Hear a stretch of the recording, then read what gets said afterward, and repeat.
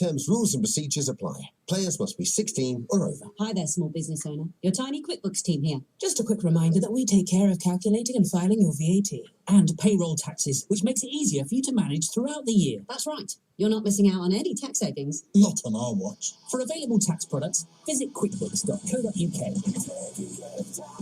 Yeah, do it, QuickBooks. Driving to watch the football. We'll get there soon. Not seeing the result you wanted? One day we'll get there too. At QuickFit, we're here to help you get where you need to be, with 10% off 2 or more Michelin tyres available today. Book now at quickfit.com or visit your local centre. QuickFit. Drive away happy. Could you look a shop assistant in the eyes and tell them your trip is essential? Can you honestly tell the cashier you keep a safe distance from other shoppers? Hand on heart, do you always wear your face covering over your mouth and nose? The more often you leave home, the more likely you are to come into contact with COVID-19.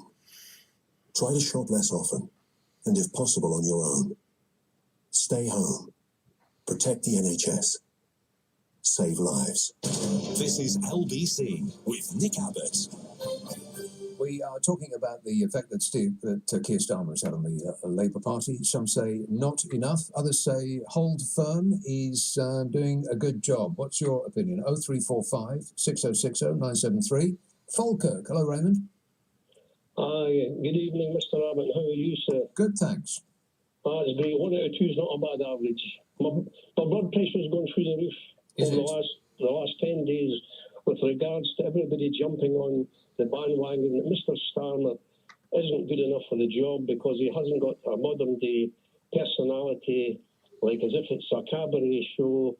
He doesn't have a theatrical or a top personality. He's a qualified lawyer. The man is fantastic when it comes to when he dismantles Boris Johnson at the PM's question time every Wednesday. If it was a boxing match, the referee would stop it after 2 questions. But he doesn't answer any questions. The whole system, I think, is rather flawed, Mr. Abbott. I've got to be honest with you. At 76, I'm kind of disillusioned about it all, but I've got to recognise what it's all about. The problem is if you take the vaccination, which is a wonderful thing that's happened, it's the only thing that's actually been positive for maybe the last 15 or 16 months, to my reckoning anyway. And if you took that away, we've got a Tory cabinet, a Prime Minister that nobody has ever apologised for anything. I'm not going to get into the death rates because it's been done to death and whatever, but we had the sunny uplands about Brexit, which is another catastrophe just round the corner. It's going on and going on.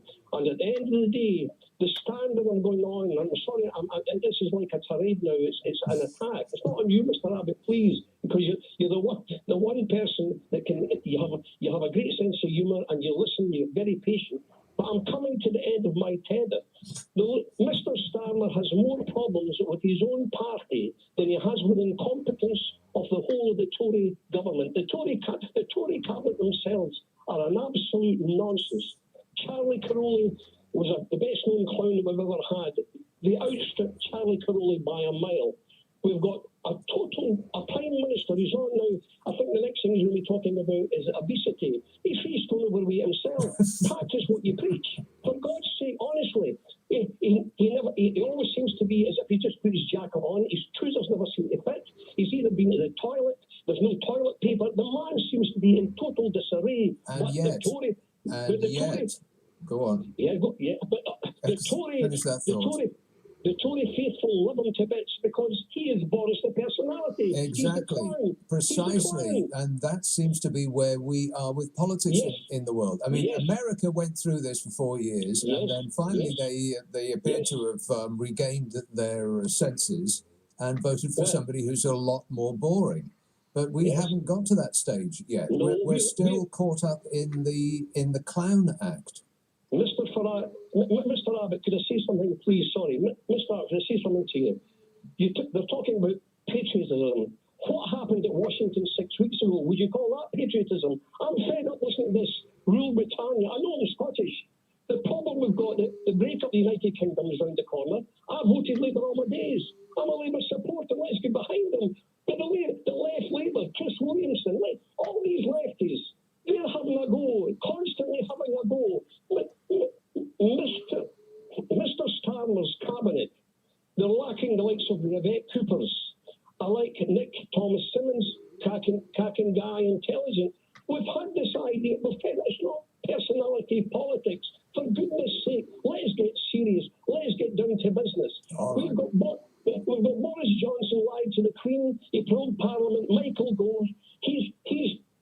He's a guy there. He wouldn't know what the truth was. He couldn't lie in his bed straight.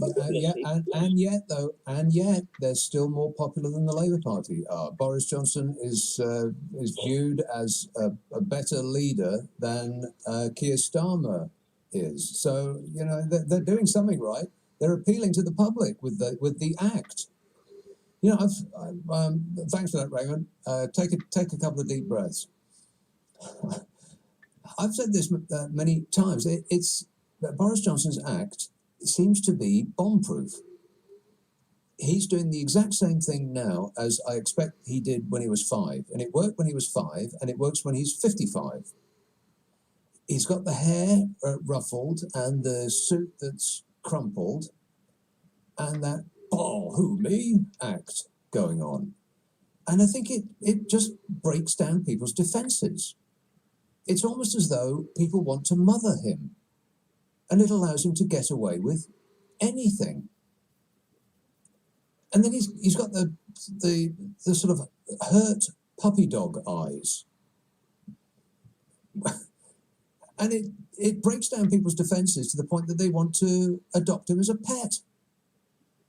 It's been allowing him to get away with it, whatever the it of the moment might be, his entire life, and it still works. I just don't think that that's who he is, but it's a great act. It's a defence shield. All criticism just bounces off it. You might as well try and criticise a puppy, because people will look at you with the same disapproval as they do if you try to criticise Boris Johnson. I mean, the amount of calls that I get saying, oh, don't pick on Boris. He's doing his best. It is like he's a pet. An errant, good-natured schoolboy that people just want to smooth the creases out of.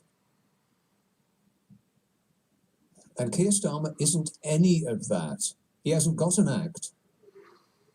He's incredibly boring, let's be honest. By comparison, at least.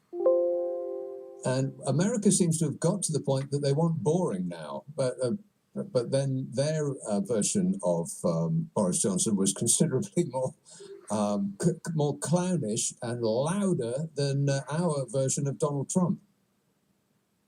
So maybe it'll take us longer to get to the point where we do want boring. But you think, I mean, what would it require us to be going through for us to want to somebody who appears to be a bit more stable in charge? I mean, if not now, when? Having said all that, he's not, Keir Starmer, not doing that bad. You know, when he took over, the Tories were on 51% in national polls. Hard to believe, 51%. And Labour were on 29%. Now, the Tories have dropped from 51 to 41. And Labour have risen from 29% to 38%. So since last April, when Keir Starmer took over, the gap between the two has shrunk from 22 percentage points to 3. That's not nothing, is it? But you could be justified in thinking that that's actually not enough, given the circumstances. 0345 6060 973. Highbury. Hello, Kieran. Good evening, Nick. Yes, I'm just saying, basically, first of all, I'm strongly of the opinion that 2019 election should never have taken place. I am a Jeremy Corbyn supporter, and think he's still got quite a lot to contribute. But anyway, with regard to Keir Starmer, I firmly believe that he shouldn't take a scrap of notice of what the media are saying about him at the moment. He should just carry on the way he is. He's different from Jeremy Corbyn. He wouldn't be my choice, but carry on the way he is. He's doing a pretty decent job at PM2s. I'm not being the slightest bit worried Street. There was some Rachel Johnson was mentioning in her programme about the British Medicines Agency, I think, during the week. She was saying that he made a mistake with regard to that. I mean, I'd never heard of that particular organisation until this week. So once again, he should certainly not be concerned about slipping up there, if that is the right expression for it. But he's a professional guy. He should concentrate on, working class issues, workers' rights, that sort of thing. And the next election is still quite some time away. He shouldn't be concerned about the press. What's interesting, though, is that in the last general election, the workers that you just described voted against the interests of workers and workers' rights and their earning potential, because they voted for Brexit, which they were told over and over and over again was going to do economic damage. And even Brexiters now are saying, well, we told you it was going to do economic damage. They're trying to distance themselves from the charge that Brexit has not worked out financially by saying, well, we told you you were going to be poorer anyway. And that's absolutely remarkable. So if that's true, the people that you describe who would ordinarily be Labour supporters, they've already made their decision that they aren't interested in their own financial future. They are more interested in the flag and ideas of patriotism and so on, which Keir Starmer has been, up to this point, reluctant to embrace. You're absolutely right. One would think that what Jeremy Corbyn was espousing should be adopted by, lower income people as something very positive in their lives. Increased workers' rights, more union representation. You would think that, but the media, they seem to have been, they seem to have accepted 100% the media campaign against somebody like Jeremy Corbyn as somebody incompetent. So you're absolutely right about that. Yeah, absolutely right. It's people have got to, people have got to think that, how are their own lives going to improve instead of, settling for 0 hours contracts and the possibility of being dismissed at a second's notice. All right, thanks, Kieran. 0345 6060 973. We are marking Keir Starmer's homework, essentially. How has he done so far? Is he the right man for the job? LBC. Ah, the festive season. Plenty of food and plenty of treats. Oh, go on. One moment's pride. But now that's over, are your clothes a little tighter? Have the bathroom scales become your naughty step? And do you worry that your growing waistline could lead to more serious health problems? At One U Kent, we're ready to help you eat healthier and exercise more with a range of apps, info and ongoing support. It's time for a new year, new you. Find out more now at kent.gov.uk/healthyweight.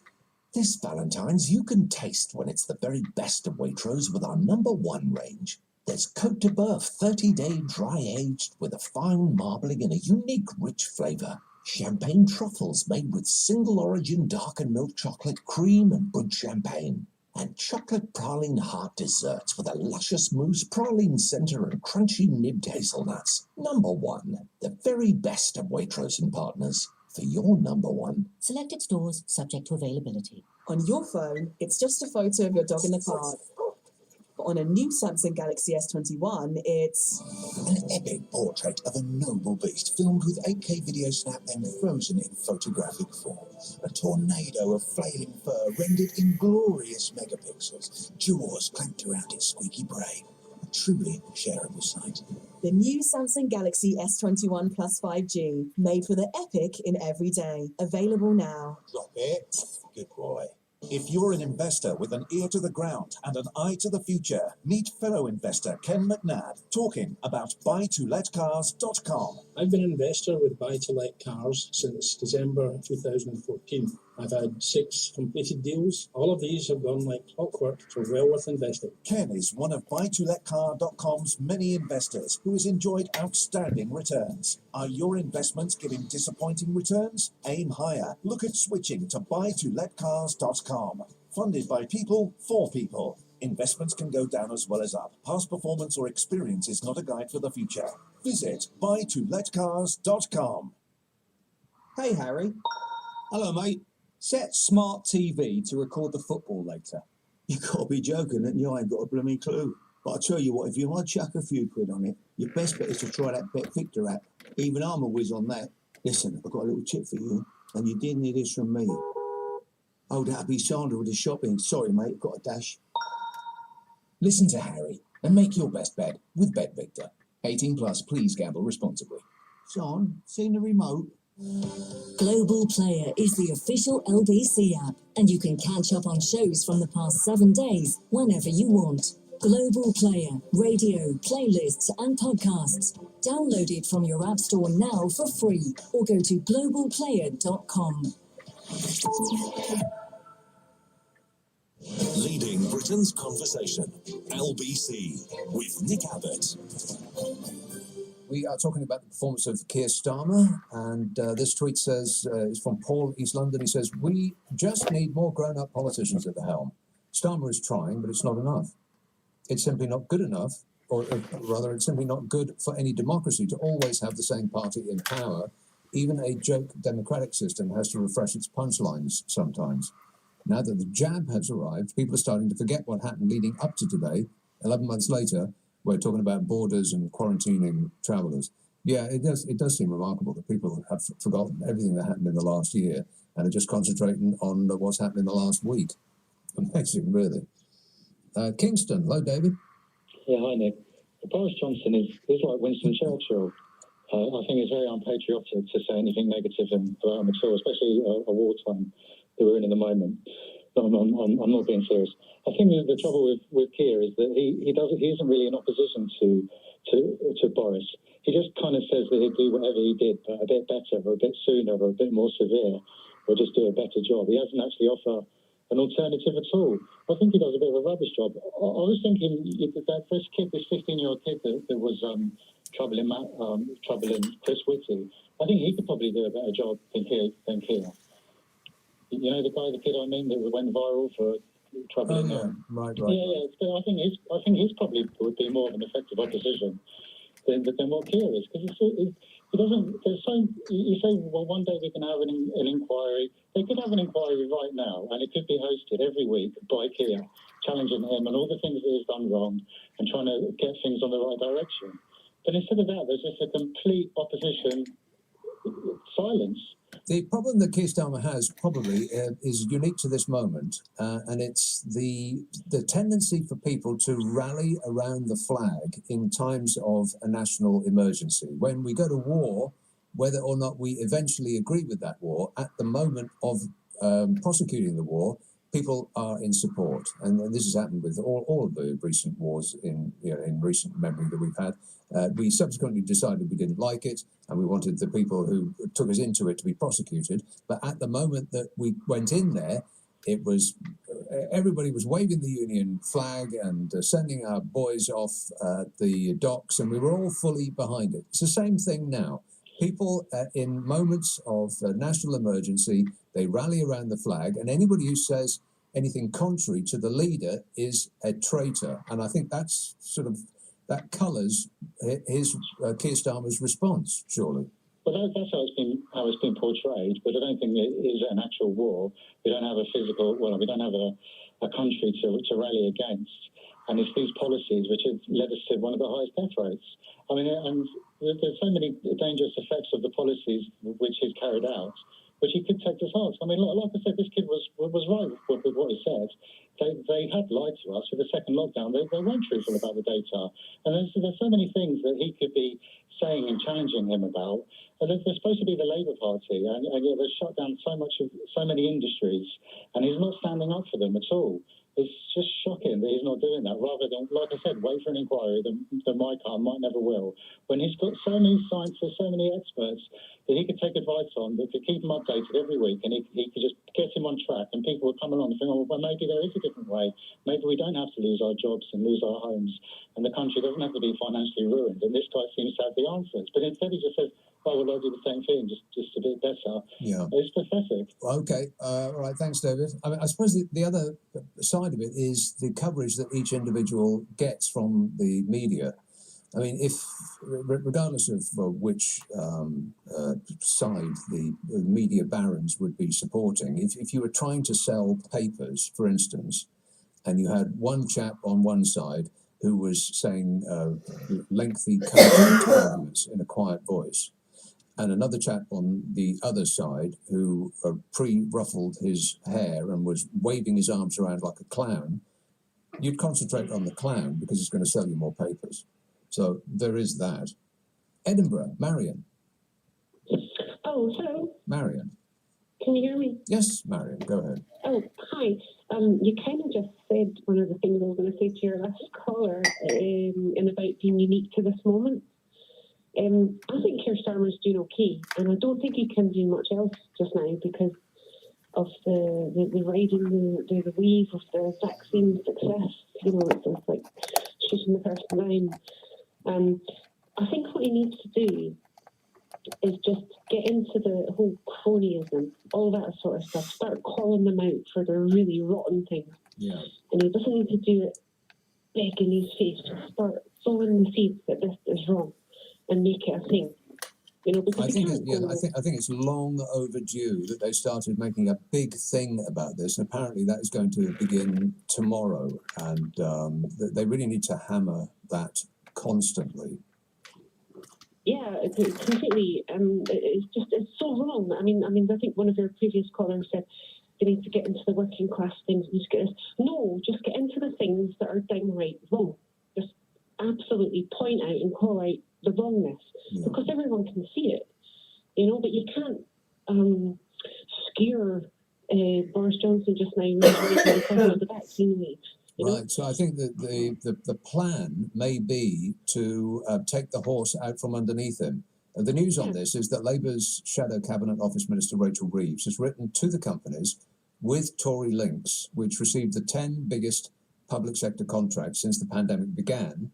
That letter going out this weekend, asking them to reveal what their profits have been in this time. And if for some of those contracts have not been fulfilled, Labour's going to ask for that public money to be paid back.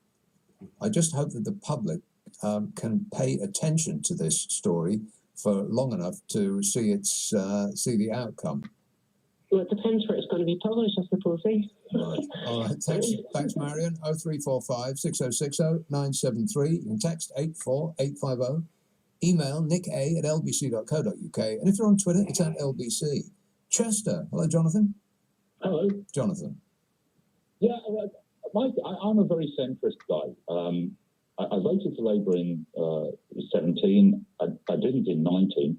My problem with Starmer, who I can't vote for again, is he's trying to out Boris in places. You know, he's pandering to the red wall voter by wrapping himself up in the flag. He voted for the deal, however much he doesn't want to associate himself with that. He did. The Labour Party voted for Article 50. And yes, he's a decent person, and yes, the MP I have in Chester is a decent guy, but they're voting for these things that I find impossible to support. He's trying to out Boris, and I that's not something I can get on side with. Maybe he's just trying to negotiate the middle ground where most of the votes actually are, aren't they? Well, they are, but I mean, what's wrong with picking a policy that's best for the country and running with that, as opposed to trying to fight with Boris for the red wall voter? There's no way on earth Keir Starmer's comfortable with wrapping himself up in the union flag. That's not him. That's not his politics. He's trying to out Boris. Why doesn't he say, this is what I think is best for the country? We need to all calm down a bit. And in fact, I think this is pretty much what Biden did. And play a straight hand and say from his own heart what he thinks is best to go forward with, rather than play politics, you know? Yeah, I think that as I mentioned before, I think the difference between us and America is that America had mean, if we imagine it as a dinner, America had a trifle for a starter, main meal, and dessert, and we've not had quite enough trifle to be sick of it yet. I completely agree with your analysis of Boris. Boris, when he was at school, won school union debates. He swallowed all of PG Roadhouse. He was charming in the Oxford Union, and that debating style was one for the rest of his life, and he's just stuck to it. I completely agree with that. But it's a British version of Trump, if you like. It's all show. It's no substance. And I don't think that the way to beat that is to wrap yourself up in the flag and try to outdo him at his own game. Is to say, we have chosen. So say we did vote for Brexit. I'm against Brexit, passionately, but that's what happened. So there we are. The sensible step, given where we are now, is perhaps to think about joining EFTA or the customs unions. Controversial thing to say. It's still Brexit, though. That would be a sensible response to that. But that's not what he's done. He's voted for the deal that we have. He is having the flags behind him when he speaks on camera in these COVID times. And for me, that's just more of the same. It offends me to see people sat behind flags. It reminds me of, bad examples of history. Yes. Yeah, I understand what you mean. John, I think I'm going to have to leave it there, but thanks for that. And thanks for all your calls. I'm sorry I couldn't get around to all of you, but this topic will come up again, of course, and then you'll have the opportunity to speak at that point. Now, sticking with the Prime Minister for this story, he is on course for a damaging defeat this week over the government's approach to the human rights record of a particular country. Not Iran, not Iraq, not Russia, not to Saudi Arabia, but China specifically. And an amendment to the trade bill, which would give the High Court the right to rule on whether a country is committing genocide, apparently has the numbers to pass, according to rebel Tories, which would displease the government greatly. Our ethical foreign policy, does it just come down to allowing us to sell weapons to whoever can afford it? And if that's the case, can we really occupy the moral high ground with regards to China? On your radio, on Global Player, and Play LBC. leading Britain's conversation. This is LBC. From Global's newsroom at midnight, Labour's urging companies with links to the Conservative Party to disclose their pandemic profits. Research by the opposition suggests the value of contracts awarded to firms with Tory connections amounts to almost £2 billion. The rollout of the Oxford AstraZeneca coronavirus vaccine has been paused in South Africa. It's after research found it's less effective at preventing mild symptoms of the South African variant, although it does offer protection against serious illness and death. Professor Robin Shattuck from Imperial College London says people who've had the jab shouldn't be concerned, though. This vaccine, we still know, does prevent severe infection, and if you've had it, you're much less likely to end up in hospital. What we don't know in the particular trial is whether everybody had had 2 doses of the vaccine, and we know that a second dose really improves your immune response. The Vaccines Minister has told LBC COVID immunity passports won't be needed for people to go on holiday. Nadim Zahawi says it would be wrong because we don't know the impact of the jabs on transmission yet, and they're not mandatory. Dr. Alberto Gilbini is a senior research fellow for practical ethics. He's told LBC vaccine passports are a good idea, though. The problem is that most of these people at the moment have not been offered a vaccine. So we need to proceed step by step. So at the moment, you cannot require a passport from people who didn't have the chance to get vaccinated. But the problem is that once people are offered the vaccine, if they refuse the vaccine, then there should be some limitation on their liberty. In the same way as at the moment, everyone is limited, so we are all in lockdown. The way out of this lockdown is by accepting the vaccine. At least 9 people have died and around 140 others are missing after flooding in northern India. It's after part of a Himalayan glacier broke off, sending water and debris into 2 dams. Those unaccounted for are workers at 2 power plants. This man explains what he saw. I was looking around and I couldn't see anything, but 5 minutes later, I witnessed something that looked like a scene from a film. I've never seen anything like what I saw at the Rishiganga power plant. About 50 to 100 people were running for their lives, but couldn't be saved, and they were engulfed by the river. And the warnings for snow will remain in place until lunchtime today for the east and southeast of England as well as parts of London. And yellow warnings for ice and snow are in place across eastern areas the length of Britain until Wednesday. Forecasters say the worst hit areas are likely to be Norfolk, Suffolk, Essex and Kent. LBC's reporter in the east, Emily Hume, says it's also affected the vaccine rollout. Several mass vaccination centres and GP surgeries have had to cancel appointments for vaccinations due to bad weather creating unsafe conditions. 2 centres in Essex and another in Suffolk shut their doors earlier than planned on Sunday afternoon. Those centres, as well as another in Bury St Edmunds, will close on Monday too. SP Energy Networks have tweeted to apologise following a power cut in Edinburgh and the Lothians. The power company say they are working to restore supplies. And Wales have beaten Ireland 21-16 in their opening fixture of Rugby Union Six Nations. LBC weather: snow continuing across the southeast of England tonight and across the east, a low of -4. Later today, cold and windy with snow showers in the east and southeast. Some sunshine across the west, a high of 3 degrees. From Global's newsroom for LBC, I'm Zora Suleiman. This is LBC from Global, leading Britain's conversation with Nick Abbott.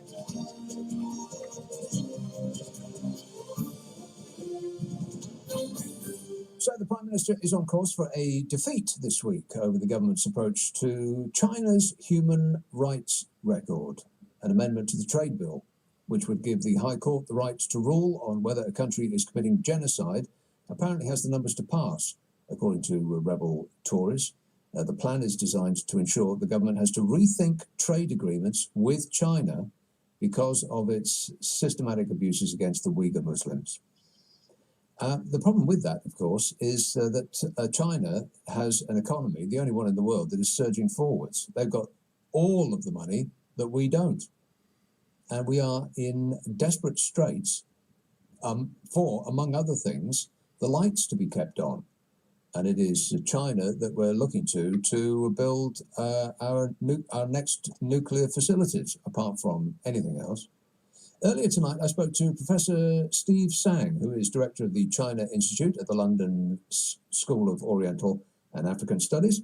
And I started by asking what he makes of these Tory MPs' plans to defy the government on trading with China.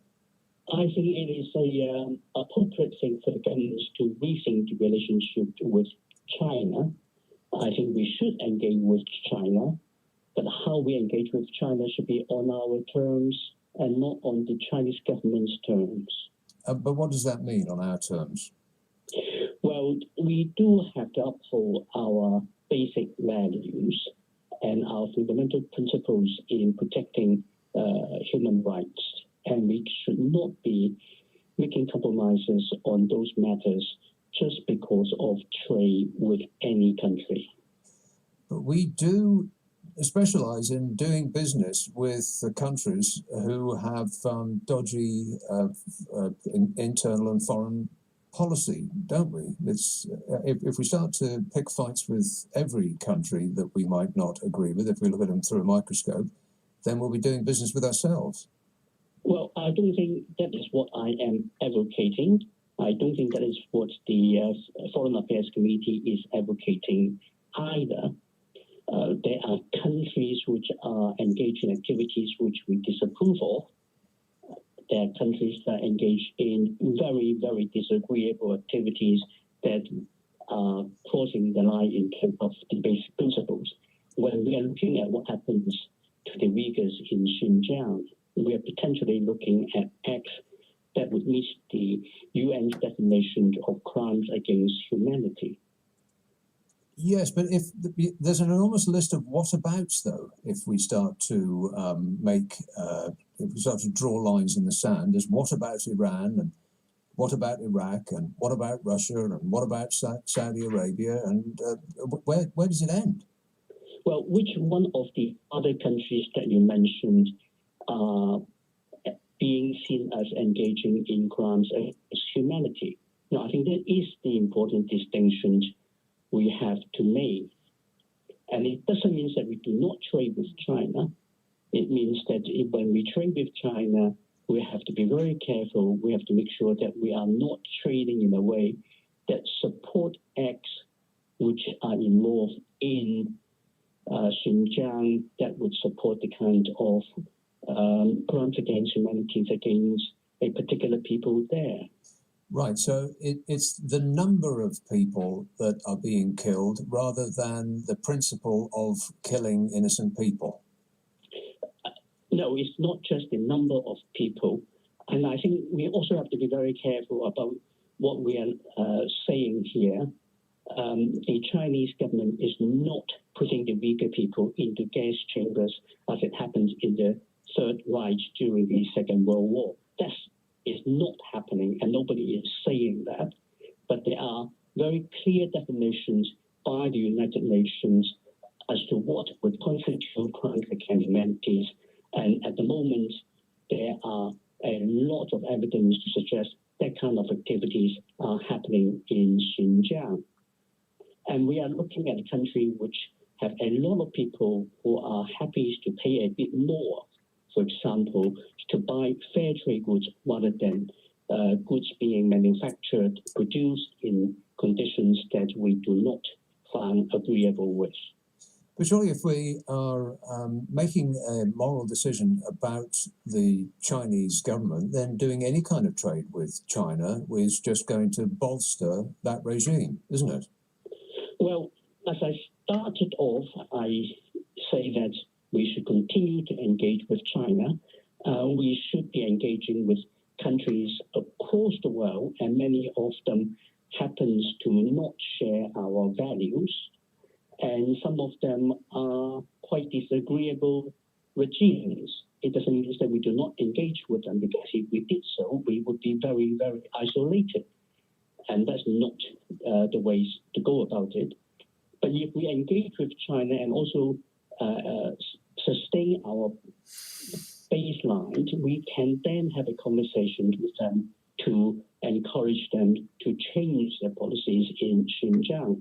There is no fundamental need to essentially destroy the people, the weaker people. No, agreed. But the problem surely is that China is not really remotely interested in what we think. They know they're much stronger than we are. They have an enormous amount more wealth and resources than we do. We are asking for their help to build our nuclear power stations, not the other way around. Well, you touch a very interesting point there, which is that if we are looking at the reverse situation, would the Chinese government even consider remotely the possibility of any British company being allowed to engage in building critical infrastructures like nuclear power stations or 5G infrastructure in China? The simple answer is no. Now, as to your original starting point that China is a much bigger and much more powerful country, and therefore it can simply ignore us. I think the important thing is that we have to stand by our principle. We have a lot of other countries which will share our values, and if we all behave along the same line, the Chinese government will have to decide that whether it wants to engage with the rest of the world or it just wants to engage with itself. Well, the scenario that you described is quite unlikely, though, isn't it? I mean, that if a friend comes knocking with money, then people aren't going to slam the door in their face because they don't like the way that they made that money. Well, we did that when we were dealing with apartheid in old South Africa. This is not something that the United Kingdom has not had a long-standing history of doing. And see what happened to apartheid in Africa. It's a rather different example, though, isn't it? I mean, little old South Africa was economically completely unimportant, whereas China is quite likely very soon to overtake America as the richest country in the world. I just wonder if we are a little being a little high and mighty about this. I mean, we have no problem selling weapons to Saudi Arabia that we know they then go and use relatively indiscriminately. There's reports coming back that the weapons that we have provided them with then get dropped on hospitals, and we still have no problem with continuing to sell them weapons. Really, with our record of ethical foreign policy, which does mean essentially that we'll sell whatever weaponry people ask for as long as they can afford it, who are we to tell other countries how they should conduct their affairs? I think there are a lot of people in this country who disagree with the policy of the sale of weapons to Saudi Arabia in the war in Yemen. And so I don't think it is something that it is not controversial at all. It is something that we should have a conversation in this country as to what we actually want to do and where the bottom line is, and whether we are prepared to end up having to pay a bit more for certain goods in order to stand up for our values. Because at the end of the day, if we support activities that are crimes against humanity, we are making a very basic change to the way how we look at our basic values. But to occupy that moral high ground, surely we would have to stop being one of the largest weapons suppliers to the world. I mean, it's one of our biggest exports. We call it machinery, but that rather disguises the fact that these are methods to kill human beings. Well, I am not involved in any arms trade, and I actually am not entirely sure that I agree with you. The weapon sales is one of the most important exports of the United Kingdom. I can think of many other exports of the United Kingdom which are much more important than weapons, and they do not kill people. They do good for the people. We have, for example, the financial services. We have, for example, the higher education sector. There are plenty of other things the United Kingdom are very, very good at, and I'm not entirely sure that weapons is the most important thing for the United Kingdom to do. No, it's not. I didn't mean that it was the most important, but it is certainly right up there. It's one of our biggest exports. It's what the world comes to Great Britain for, as you know, along with the financial industry, which is a whole. Are you quite sure the United Kingdom sells more weapons than China does? Well, I didn't say that. I said that the world comes here for the weapons that we sell. I'm not putting them in a rank as to which country sells the most, but it does seem to be a little off to claim to occupy the moral high ground when one of our biggest exports is bombs and bullets. Well, I think when we are talking about exports of military equipment, there are many different types of military equipment that are being exported. And if we are not actually looking at the specific details and simply assume that anything that is being exported which have potential military use are bombs and bullets, it is very distortive of what the actual picture is. Bombs and bullets are not particularly expensive compared to many of the other hardwares which are being used by the military. You see, I'm just thinking what China will say in response to us taking a stand about this, because they will say the kind of things that I have been saying. They'll say, well, you supplied what could be described as the torture equipment to Saudi Arabia. How do you account for that? And then there'll be an enormous list of things like that. You know, our finance sector washes clean the money of the Russian mafia, for instance. I mean, the amount of misery that is caused by that. The City of London has been found guilty of laundering money for Mexican drug cartels. The amount of death that comes with that. It just seems that we are pretending, really, that we're not, that our hands aren't dirty. I think you're confusing two things. Every single industry, every single service that is being provided in every country is open to abuse. And the idea that a global financial center like London or New York or Hong Kong or Singapore could possibly completely preempt any kind of misuse of the financial services is simply impossible.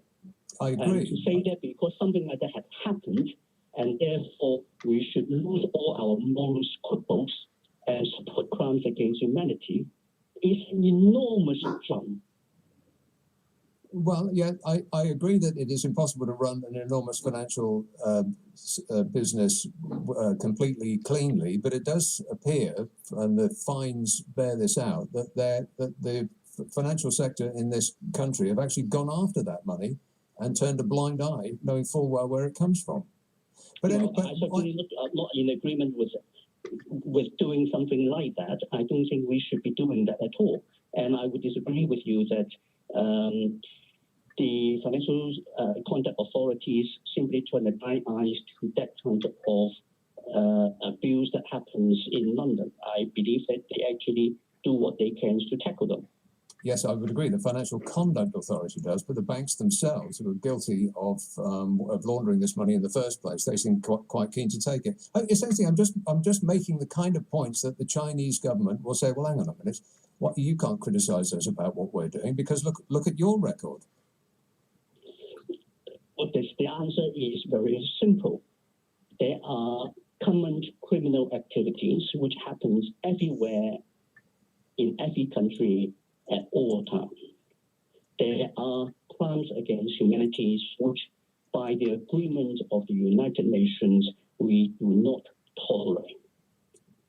And we are looking at something which would meet the definitions of the crimes against humanity by the definitions of the United Nations. And this is not just your average fiscal or other criminal acts. And to deliberately conflate one with the other is to diminish something which, as a human race, we have agreed after the horror of the Second World War as something that we should not tolerate as human beings with the normal criminal activities. That was Professor Steve Sang, speaking a bit earlier. He is director of the China Institute at SOAS in London. So where are you on this then? Should we be doing business with China? 0345 6060 973, text 84850, email nick@lbc.co.uk, and if you're on Twitter, it's @LBC. This is LBC. I'm Jose Mourinho. I know a thing or two about being special. Tall Swedish strikers with little ponytails, special. Winning the daily jackpot on Paddy Power games, not special. Understood, Jose. Yes, someone wins the average £35,000 daily jackpot every single day. So if you win, don't think you're special. Daily Jackpots by Paddy Power Games. Jackpots must be awarded by 11 p.m. and vary from day to day. Jackpot is shared with other operators. Available on selected games. T's and C's at paddypower.com. 18 plus BGambleAware.org. We all have our own personal relationship with money. How we spend, save and budget. Our goals and dreams for the future. This is your moneyverse. And it's as unique as you are.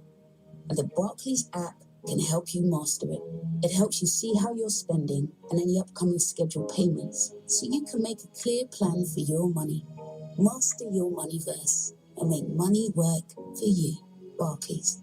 You need to be 16 or over to use the app. T's and C's apply. At 3, we know there's some things only business owners can do, like expertly juggling being the CEO, head of sales, and decoder of those 2 a.m. ideas on your phone. Now that's an interesting idea. But what we can do is promise your business a network with 99% UK coverage at a price that beats our biggest competitors. Search 3 Business Price Promise. 3. Voice coverage by population Jan 21. Our price promise beats a direct business quote from EE, Vodafone or O2 for mobile and SIM-only plans. Terms apply. c3.co.uk. Nick Abbott on LBC. Call 0345 6060 973. So the story is that ministers have been accused of spitting in the faces of Uyghur survivors of Chinese abuse by refusing to allow English judges to determine whether it amounts to genocide. A global Uyghur leader has pleaded with Boris Johnson to give the persecuted minority their day in court and afford them a legal ruling on whether their maltreatment equates to that, to genocide. And the government is looking at a defeat on this because rebel Tories are likely to vote against when the amendment to the trade bill comes up. 0345 6060 973. Is the moral high ground a comfortable place for us to occupy? Let's have in Xi'an in China. Ben. Hello, Ben. Hi, Nick. Ben. Yeah, I completely agree with you that we don't have the moral high ground to be talking about China. This genocide isn't happening at all. It's completely made up by Western media, the US, the UK. Well, what is happening then? Well, Xinjiang for a long time had a problem with terrorism. It borders Pakistan and Afghanistan. And they had terrorist attacks all the time, people getting stabbed and run over on the streets, like we've seen in Europe. So they did something about it. They put all the really extreme people in prison, like anyone would, and then the people vulnerable to this ideology, they gave them free education. They taught them Mandarin Chinese. Well, you say education. People might describe it as they taught rather them, sinisterly as Mandarin re-education. Chinese. When you say education, I don't disagree. people might describe it as have probably been rather sinisterly as re-education. Mandarin countries do this. You say education. People might describe it as rather sinisterly as re-education. The real extremists go to prison. The people who are on the brink of it go to what we call re-education camps, which are just schools where you can learn Mandarin, because a lot of people in that area don't know Mandarin. But you use the phrase can you use the phrase can you learn Mandarin, but there's no option there, is there? Well, there is for the majority of them. Most of them are not forced to go. Most of them choose to go because it's free education. They get free food, free board. They learn Chinese. They learn new skills that they can find a job with. I'm sure some of them are forced to go because they're being committed of extremist crimes, or they're on the brink of it. Just like in the UK, we have the Prevent programme or other anti-extremist programs where people have to go and attend these classes. Whereas in China, it's teaching them skills. Can I ask what you do in China? I'm actually a student. Right. And if you were expressing an opinion which was not the one that you've just given, might you be in trouble?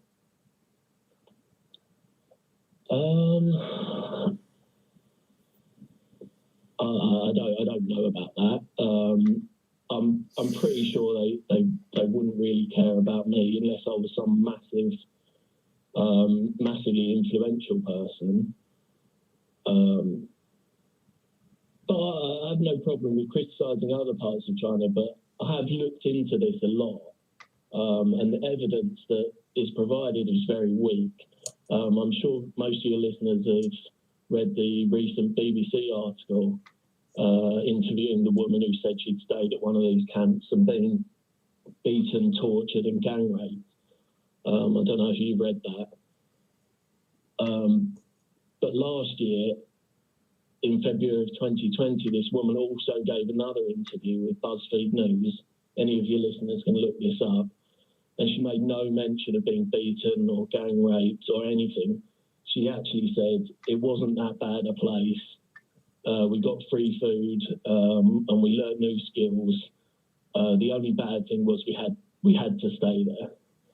Right, but now this year, the BBC is reporting but might she have been saying that because she was being closely observed at the time and felt that she had to say that? She doesn't. She lives outside of China.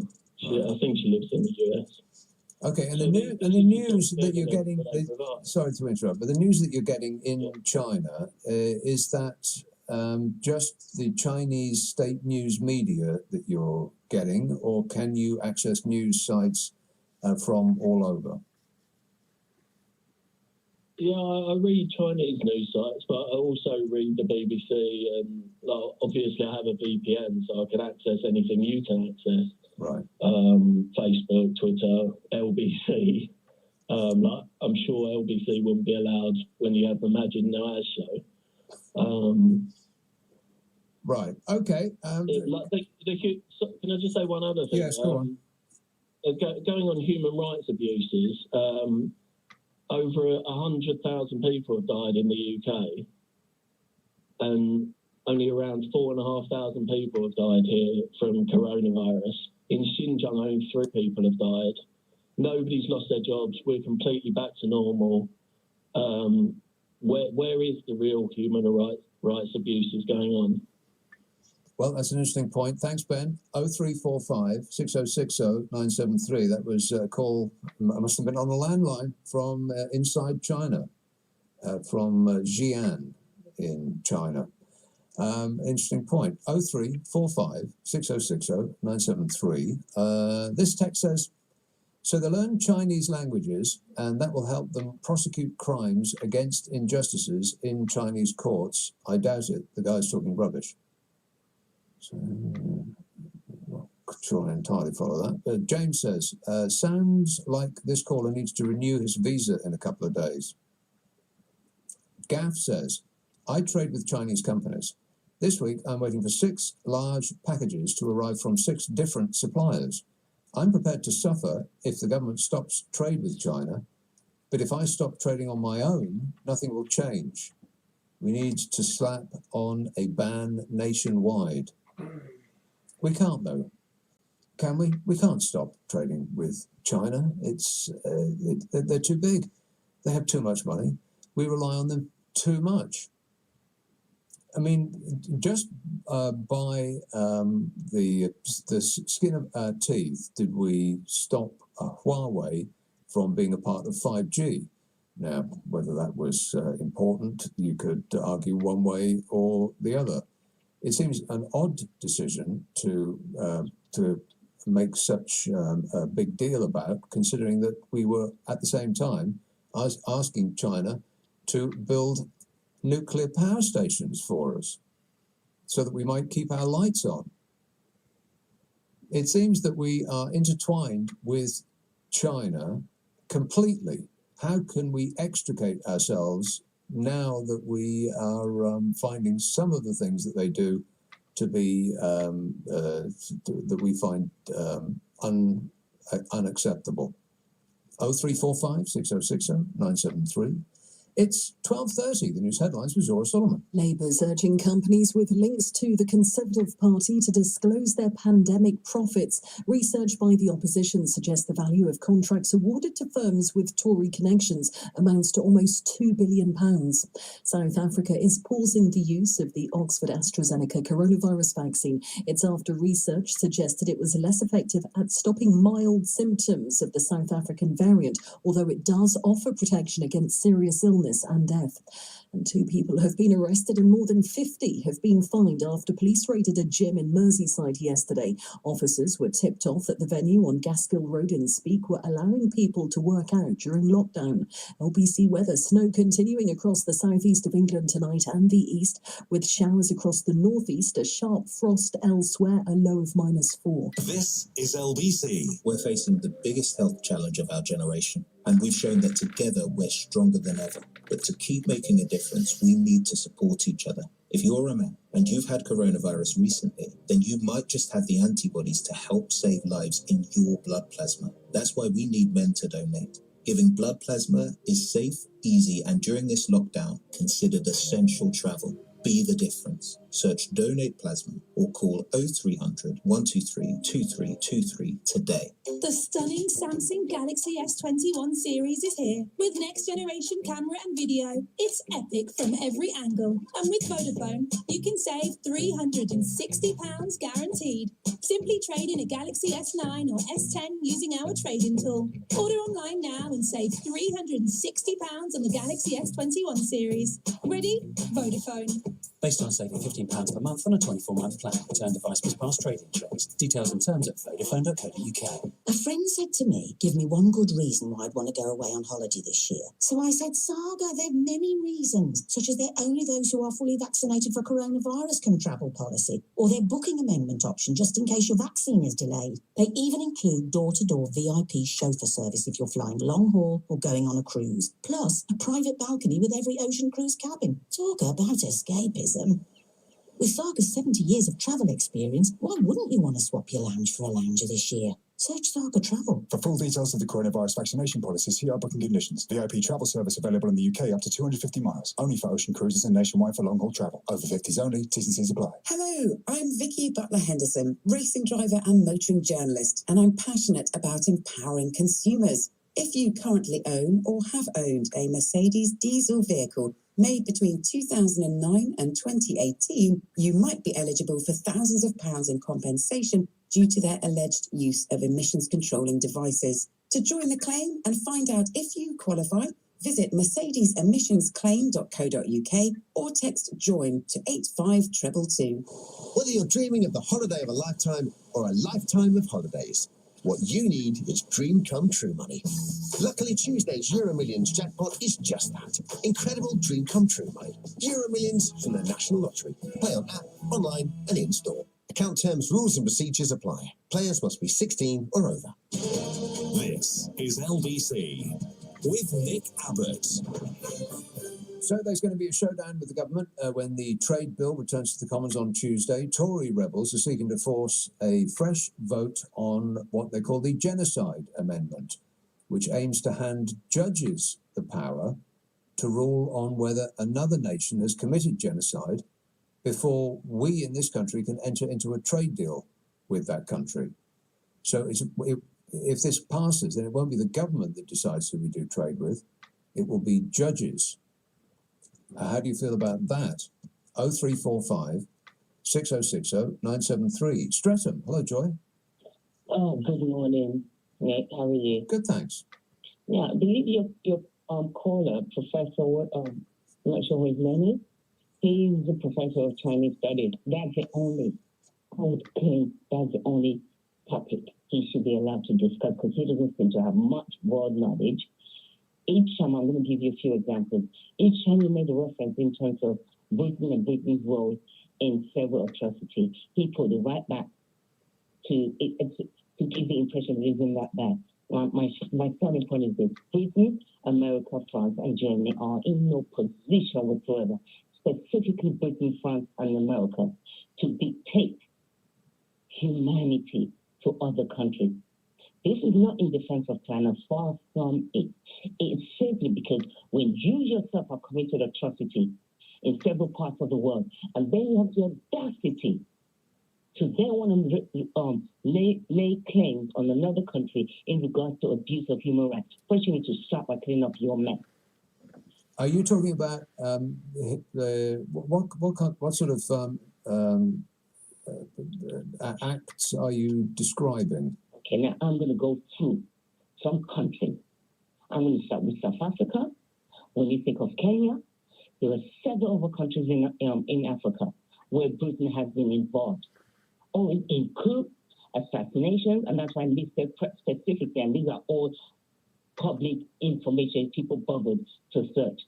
When you mention the weapons, I don't get it. Weapons are only used for one thing.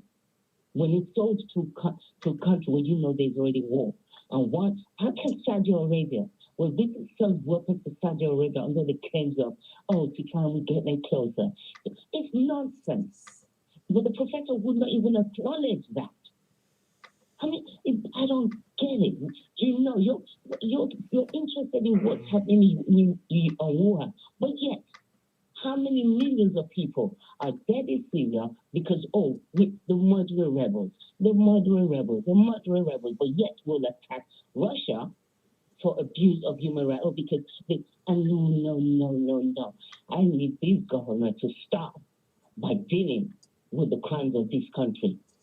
America, there was evidence of what America had done in Russia, in Iraq. Oh my God, Iraq and Libya. How are these countries right now? where their citizens right now abused because the countries are destroyed. There is no talk of ICC, where Britain, America, France, and any other Western that contributed to their destruction. No discussion on the ICC. Why aren't they putting themselves up and saying, you know what, we need to vote on genocidal actions? No. You sit back and say, nothing has happened. Nothing has happened. With not even one word of apology. When I don't know who mentioned South Africa. No, South Africa was not a little country with nothing. Then speak to Barclays, speak to the Bank of England, speak to the government of this country.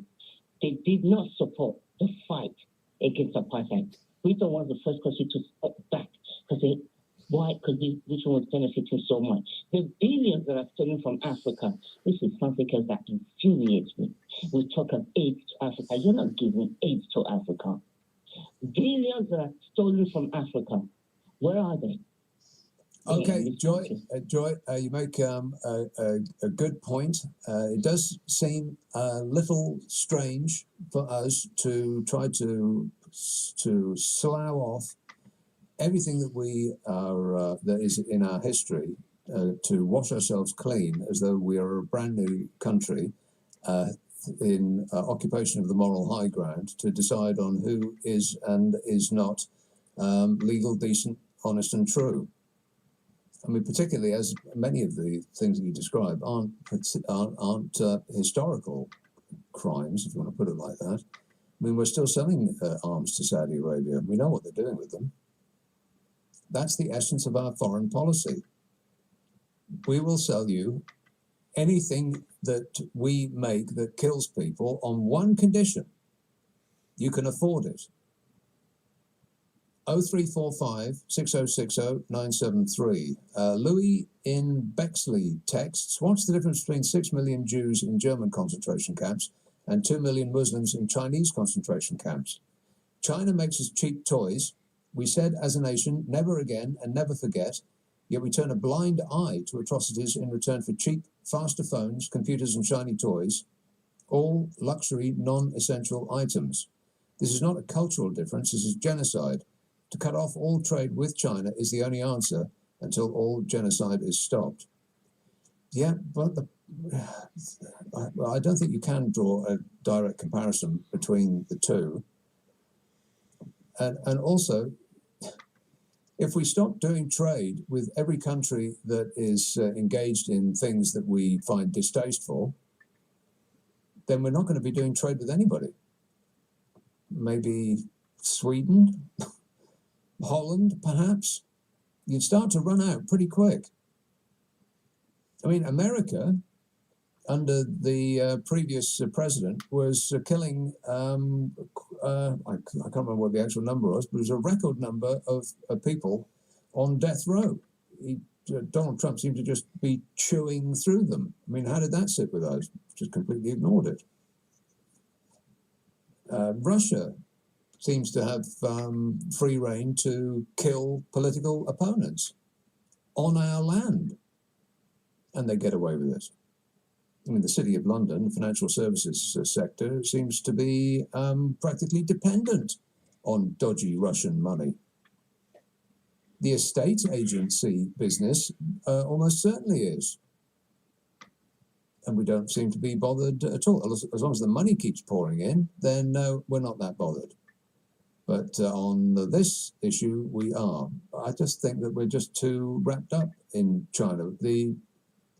We're too dependent, surely, to start taking a moral stance on this. How can we, when we're at the same time requesting China builds us a nuclear power station that is going to keep our mobile phones charged, but we don't want them to build the aerials that will send information to our mobile phones.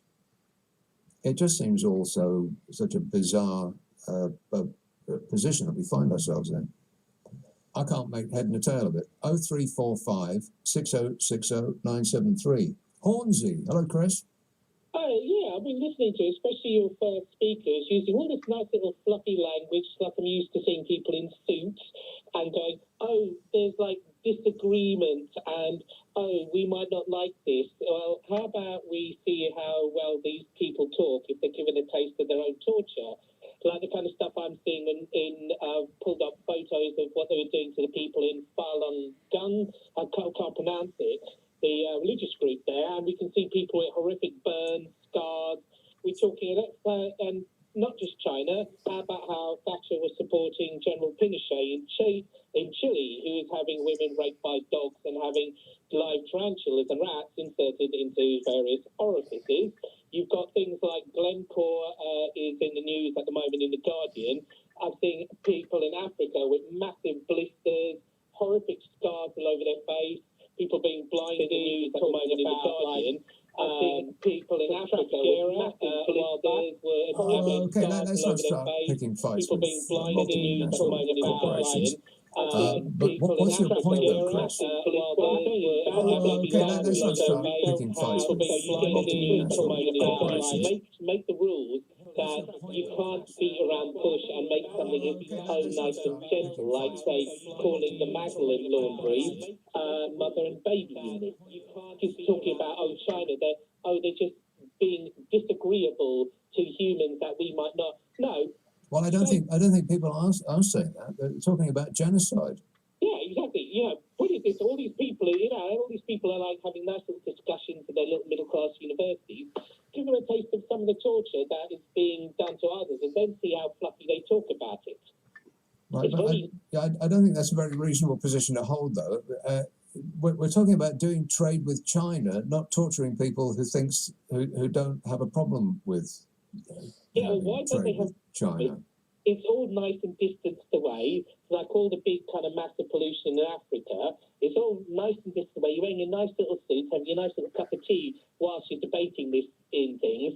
It's a lot different if those people have ended up in these places. I'm pretty sure they're talking a lot less polite language about it. Yeah, well, on that, you're probably right, but I don't think it helps any. But I appreciate the call, Chris. This texter says, I'm sure China would just laugh at our protests and couldn't care less about the loss of the moral high ground. We're just a small island with no industry, sunny uplands and all that. Well, I think that is probably true. I mean, I did suggest that to the professor that I was talking to, Steve Sang. I'm not sure that China is remotely interested in what we think. I mean, they know that we need to do trade with them. Look around now. Try to find something that's not made in China. I bet you'll be hard-pressed. And if you can't, if you can find something that wasn't made in China, I bet you can't look at any point of the room that you're in and see something that was not made in China. We're too dependent on them. And we're dependent on them not because we liked them, not because we thought that they were morally decent, but specifically because they gave us stuff we wanted on the cheap. And how did they make it cheaply? Probably by treating the people that made the things that we bought poorly. But we didn't mind about that. We don't mind that the clothes that we wear, fast fashion, are made with made in a method that is more polluting than any other industry in the world, other than oil. The fast fashion industry is the second most polluting industry in the world, but we don't mind about that because we like a 3-pack of T-shirts for a £5. How do you think they can make them that cheap? You think the people that sew them together are having a nice life?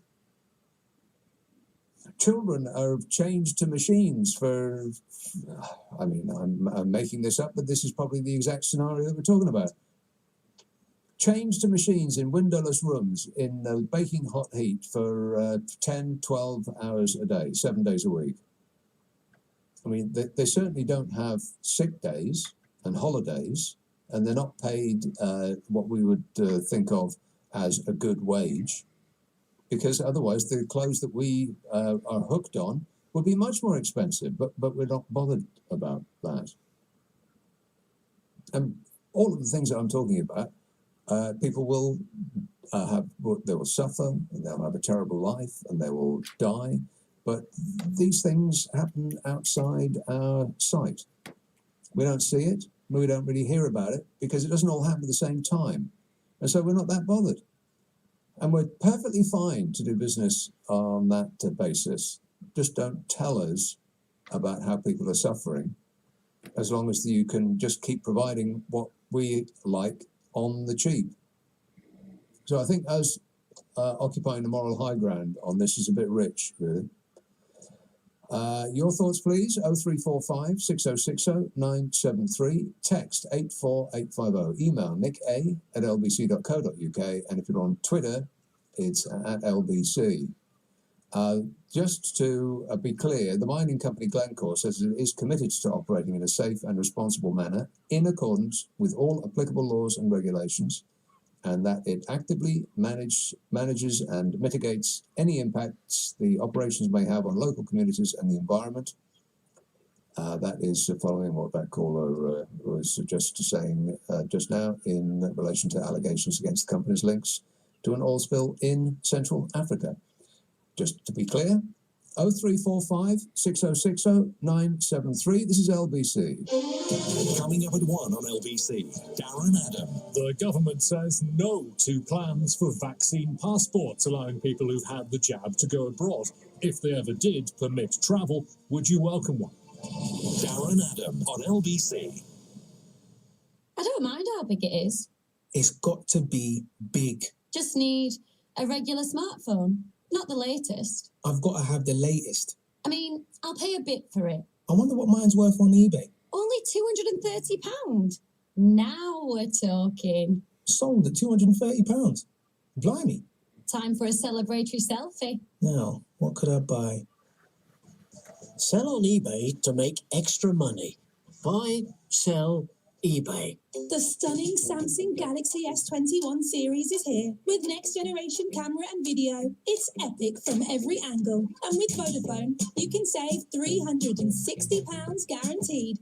Simply trade in a Galaxy S9 or S10 using our trade-in tool. Order online now and save £360 on the Galaxy S21 series. Ready? Vodafone.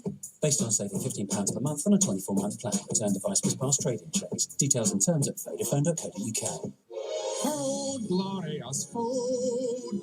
I'm hungry for some more. Meals for every mood. My pizza's already at the door. Meerkat Meals, now with 50% off pizzas at Papa John's and Pizza Hut delivery for a whole year. Only with the Meerkat app. Wonderful food.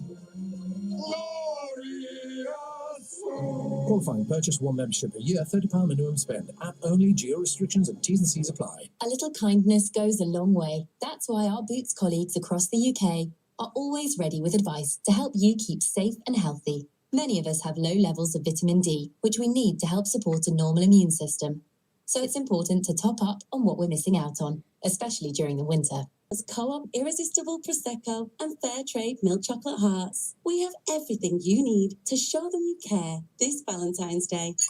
Co-op is what we do. Subject to availability. See participating stores for details. Roses available from the 9th of February. Please drink responsibly. This is LBC with Nick Abbott. Let's have a call in Plymouth. Hello, Mark. Oh, hi. Yeah, I was a little bit infuriated, to be honest with you. One of your callers earlier, Ben, from China, saying, "Oh, it's not that bad. What's happening over there?" I mean, I know somebody who's taught English over there, and you really got to look at the BBC report that was on the internet back in 2019 about all the mosques that have just been destroyed. They've just taken them apart. And what China do is exactly what Russia does. They just lie. So they had an imam there when the BBC crew went over there, and he said, no, there's no problem here, no problem here. And they walked down the road after the guy disappeared, and there were signs saying no beards. There's people there not allowed to wear a beard. The mosques are, on Google Earth, the mosques are being destroyed. So ask yourself the question, if they're willing to do that, are they willing to do some of the other things that are being reported? Of course they are.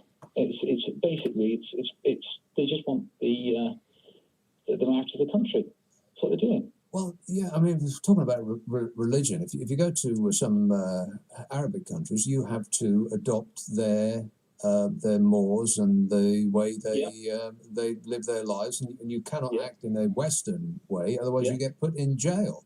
So, is there much of a difference? No, I think that's wrong as well, and I just think it's something that what worries me is how powerful China are getting. And the question people have got to ask themselves is, it's not going to stop here.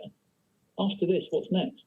History has told us that. I've studied history for years, and they don't stop. They just carry on. It's when they've sorted this issue out, as whatever you want to call it, their problem they probably call it, to get rid of that faith. You've got to ask yourself, what's next? Maybe not in my lifetime, because I'm 55 now, but certainly anyone out there with young children, I'd be a bit worried, to be honest with you, where China's going. They're not going to stop. It's inevitable, though, surely, that China is going to become the leading world's economy, isn't it? I mean, but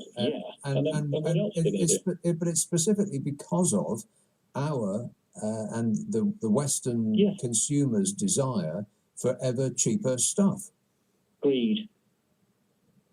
We want our products at the cheapest possible price, and the companies at the top love it because they make loads of money. It's one of the reasons why America is so interested in the UK. I mean, the American population is 350 million. We've got 67 million. That's a huge market. So that's why Trump was so interested in the UK. That's a big market. And well, we already do trade with America. America's our biggest trading partner. That's right. Yeah. And they want to do more, don't they? They want to get. I mean, well, it's hard to know how much more they could possibly do. But, I mean, trade is pretty much free between us and America. I don't think there's much that we make that they aren't buying already, and vice versa. Exactly. I think one thing history will tell you, though, is that big corporates and regimes like China, and I totally agree with what you said earlier on about us selling arms to certain countries with terrible human rights backgrounds. I think we need to really shine the light on ourselves as well. But China won't stop. China will just continue. You haven't seen nothing yet. All right. Okay, thanks, Mark. 0345 6060 973. I wonder if people are comfortable with this notion that judges now will be those that decide on who we can and can't trade with, because that sounds very much like one of the arguments for us leaving the European Union. That we want to take back control and give it to our politicians, who then have to give it to unelected judges. It does ring bells, doesn't it? Andrew in Wimbledon says, Britain isn't perfect, and its foreign policy and arms sales leave a lot to be... No, wait a minute. Did I read this one already? Yes, I did. Mark tweets, China are only the new superpower because they supply sweatshop bargains to the whole world, who can't sign the contracts quick enough to feed off them. They use this blank check to invest in property, utilities, gold, Africa. China only buy up, they never sell. Well, they don't have to. You don't need to sell if you don't need the money. But that is pretty much what I was saying, that China are in the position that they are in because we have become addicted to cheap stuff. And they know it. And we're not going to lose that addiction anytime soon. We're not ethical consumers. I mean, that is the essence of what we're talking about, really. If we were, then China would not be about to overtake America as the world's richest economy. If we bought only products that we knew were made ethically, then China would not be where it is. And we would be surrounded by less cheap stuff. Stockton on Tees. Hello, Brian. Yes, good evening. Brian. We're going the India route, aren't we? It looks like the EU's going China way. It's trying to deal with China. But don't forget in all this, there's a power struggle going on all around. And America will always want to be number one. Well, the country that is number one will always want to stay there, but as we know, that is not forever. Right. We know, but what we're saying is this: that once if we sign a deal with India, we sign the Trans-Pacific thing with 11 other countries. It's rumoured we've got a 50 to 100 billion in the pipeline with India now. India is cheap as China. They're probably cheaper now, India, than China. Don't you think? I don't really know. But the problem is that there's so many people in China. They have for so much money, and they make so much of our stuff. To extricate ourselves from that country entirely is impossible. How can we do that now? It is if you club together. You know, you're talking about the thing where club together against these online, what do I call them again? The big online business. Club together, and the same thing can happen here. They're all looking for a power struggle now, aren't they? China after getting more influence in the world, what have you. What America normally always had, they're losing it. We could club together with other European countries in a sort of a union. No, they're going with China. The EU are going with China. They're picking the road. They've just signed a trade deal, the EU with China. Germany have just signed, they're getting a pipeline done from Russia. A gas pipeline, I think it is. Believe me, Brian, we will be signing a trade deal with China. We want China to build our next. We want China to build our next nuclear power stations. No, it's been shelved, hasn't it? But the thing is, yes, we still want to trade with China, but not on their terms. The problem is. But I think we'll have to. I think we have to get used to the fact that we can't dictate terms anymore. We're just not big enough. Brian, sadly, I've come to the end of our time because it's practically 1 o'clock, which means I must go. If you subscribe to the, or rather, if you download Global Player, you can find that you can pick up all of the shows on LBC in their complete form with the ads and the news are stripped out. If you look at if you, my brain's stopping just in time for me to leave. Do an internet search on my name, Nick Abbott, and podcasts, and the three that I do will become clear. They'll rise before your eyes as though by magic. God, it really is time for me to go. Stick around. Steve Allen will set you straight at 4, but right now it's Darren Adam. Nick, thank you. Later this morning, 2 people have been killed and at least 14 others injured in an abhorrent spate of separate stabbings across London this weekend. Since Friday, police have dealt with stabbings in Coulsdon, Streatham, Chislehurst, Pimlico and Harrow, and separate murder investigations were launched in Croydon and Kilburn. As this terrible weekend has shown, knife crime has not gone away. As we continue to wrestle with it, what is being missed, what needs to be done to keep these weapons off the streets in the first place? That's later. First, the government says no to plans for vaccine passports, which might allow people who've had the jab to go abroad. If they ever did or could permit travel, would you welcome one?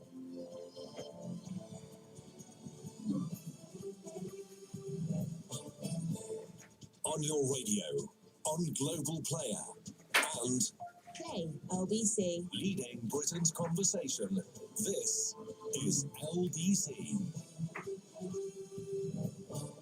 From Global's newsroom at 1 o'clock, South Africa has suspended the rollout of the Oxford AstraZeneca coronavirus vaccine. It's because a study says it only has a limited impact on mild to moderate cases of the South African variant. However, it does offer protection against serious illness and death. Professor Geoffrey Almond is an advisor to the UK's vaccine task force. It relates to mild disease. I guess I'm a little less concerned. If we can prevent severe disease, there's more than an antibody response to the vaccine. You get cellular responses as well. And that may mean that we can limit the disease to mild. The vaccines minister has told LBC COVID immunity passports won't be needed for people to go on holiday. Nadeem Zazhawi says it would be wrong because we don't know the impact of the jabs on transmission yet, and they're not mandatory. Dr. Alberto Gilbellini is a senior research fellow for practical ethics. He's told LBC vaccine passports are a good idea. The problem is that most of these people at the moment have not been offered a vaccine. So we need to proceed step by step. So at the moment, you cannot require a passport for people who didn't have the chance to get vaccinated. But the problem is that once people are offered the vaccine, if they refuse the vaccine, then there should be some limitation on their liberty. In the same way as At the moment, everyone is limited, so we are all in lockdown. The way out of this lockdown is by accepting the vaccine. Amber warnings for snow will remain in place until lunchtime today for the eastern southeast of England, as well as parts of London. And yellow warnings for ice and snow are in place across eastern areas, the length of Britain until Wednesday. Forecasters say the worst areas are likely to be Norfolk, Suffolk, Essex and Kent. LBC's reporter in the east, Emily Hume, has told us that it's also affected the vaccine rollout. Several mass vaccination centres and GP surgeries have had to cancel appointments for vaccinations due to bad weather creating unsafe conditions. 2 centres in Essex and another in Suffolk shut their doors earlier than planned on Sunday afternoon. Those centres, as well as another in Bury St Edmunds, will close on Monday too. Labour's urging companies with links to the Conservative Party to disclose their pandemic profits. Research by the opposition suggests the value of contracts awarded to firms with Tory connections amounts to almost £2 billion. It's understood 1 in 3 ambulance staff in England, Wales and Northern Ireland has had coronavirus. Research from the GMB union found almost a third said their symptoms were really bad or needed medical attention. The union blames poor PPE. There's been a spate of rockfalls across the English coastline following days of bad weather. Coast Guards are warning people to stay away from cliffs. A dog was killed and its owner managed to escape injury after part of a cliff collapsed near Newquay in Cornwall yesterday. There have also been other rockfalls elsewhere. LBC weather, snow continuing across southeast England tonight with showers in the northeast, a low of -4. Later today, cold and windy with showers and snow showers across the east and southeast. Some sunshine across the west, a high of 3 degrees. From Global's newsroom for LBC, I'm Zora Suleiman. This is LBC from Global, leading Britain's conversation with Darren Adam.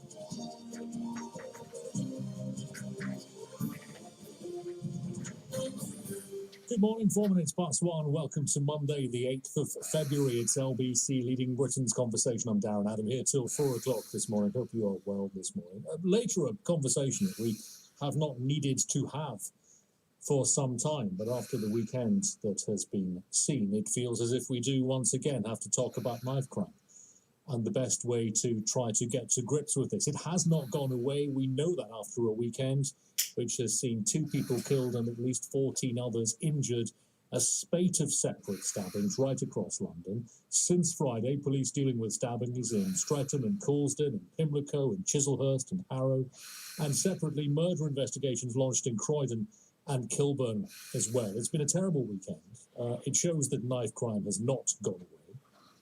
As we continue to wrestle with it and indeed return to it, what needs to be done to keep these weapons off the streets in the first place? Because that seems to me to be the way that this gets solved. If you can persuade people and stop people from carrying these knives in the first place, it follows that much of the criminality that is caused by their use disappears as well.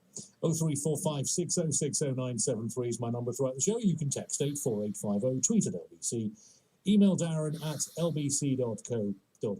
But we start this morning with the government ruling out plans to issue what have been described as vaccine passports, which would enable people who've had the jab against coronavirus to travel abroad. Now, this idea has been around in theory, well, for as long as the idea of getting a set of vaccines that work has been around. And increasingly, it is gathering a bit of momentum. Essentially, and we are talking about something hypothetical, something which the government has ruled out, but I guess they would work in the way that you might imagine, that you would get the vaccine, that would come with some kind of certification that you've been vaccinated, and that would then make it easier for you to travel. And, of course, that isn't possible at the moment anyway. It's not possible to leave the country or fly back into the country other than under the very most severe set of restrictions. And that will be the case for some time yet. But as we start to transition out of this, would you, if it becomes possible to say that a vaccine passport confers upon you the safety and the clarity that you need to travel, would you welcome having such a passport? I guess maybe your answer to this, leaving the science aside, it maybe depends on your answer to the question, are you happy to be vaccinated? For me, I can't wait to be vaccinated.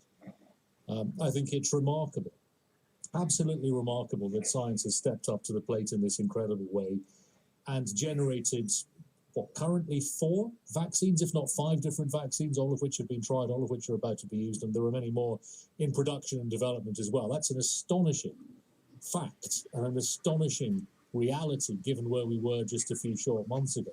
Vaccination is the way out of this. I'm not in any of the top 9 priority groups. I will wait my turn, but you know what?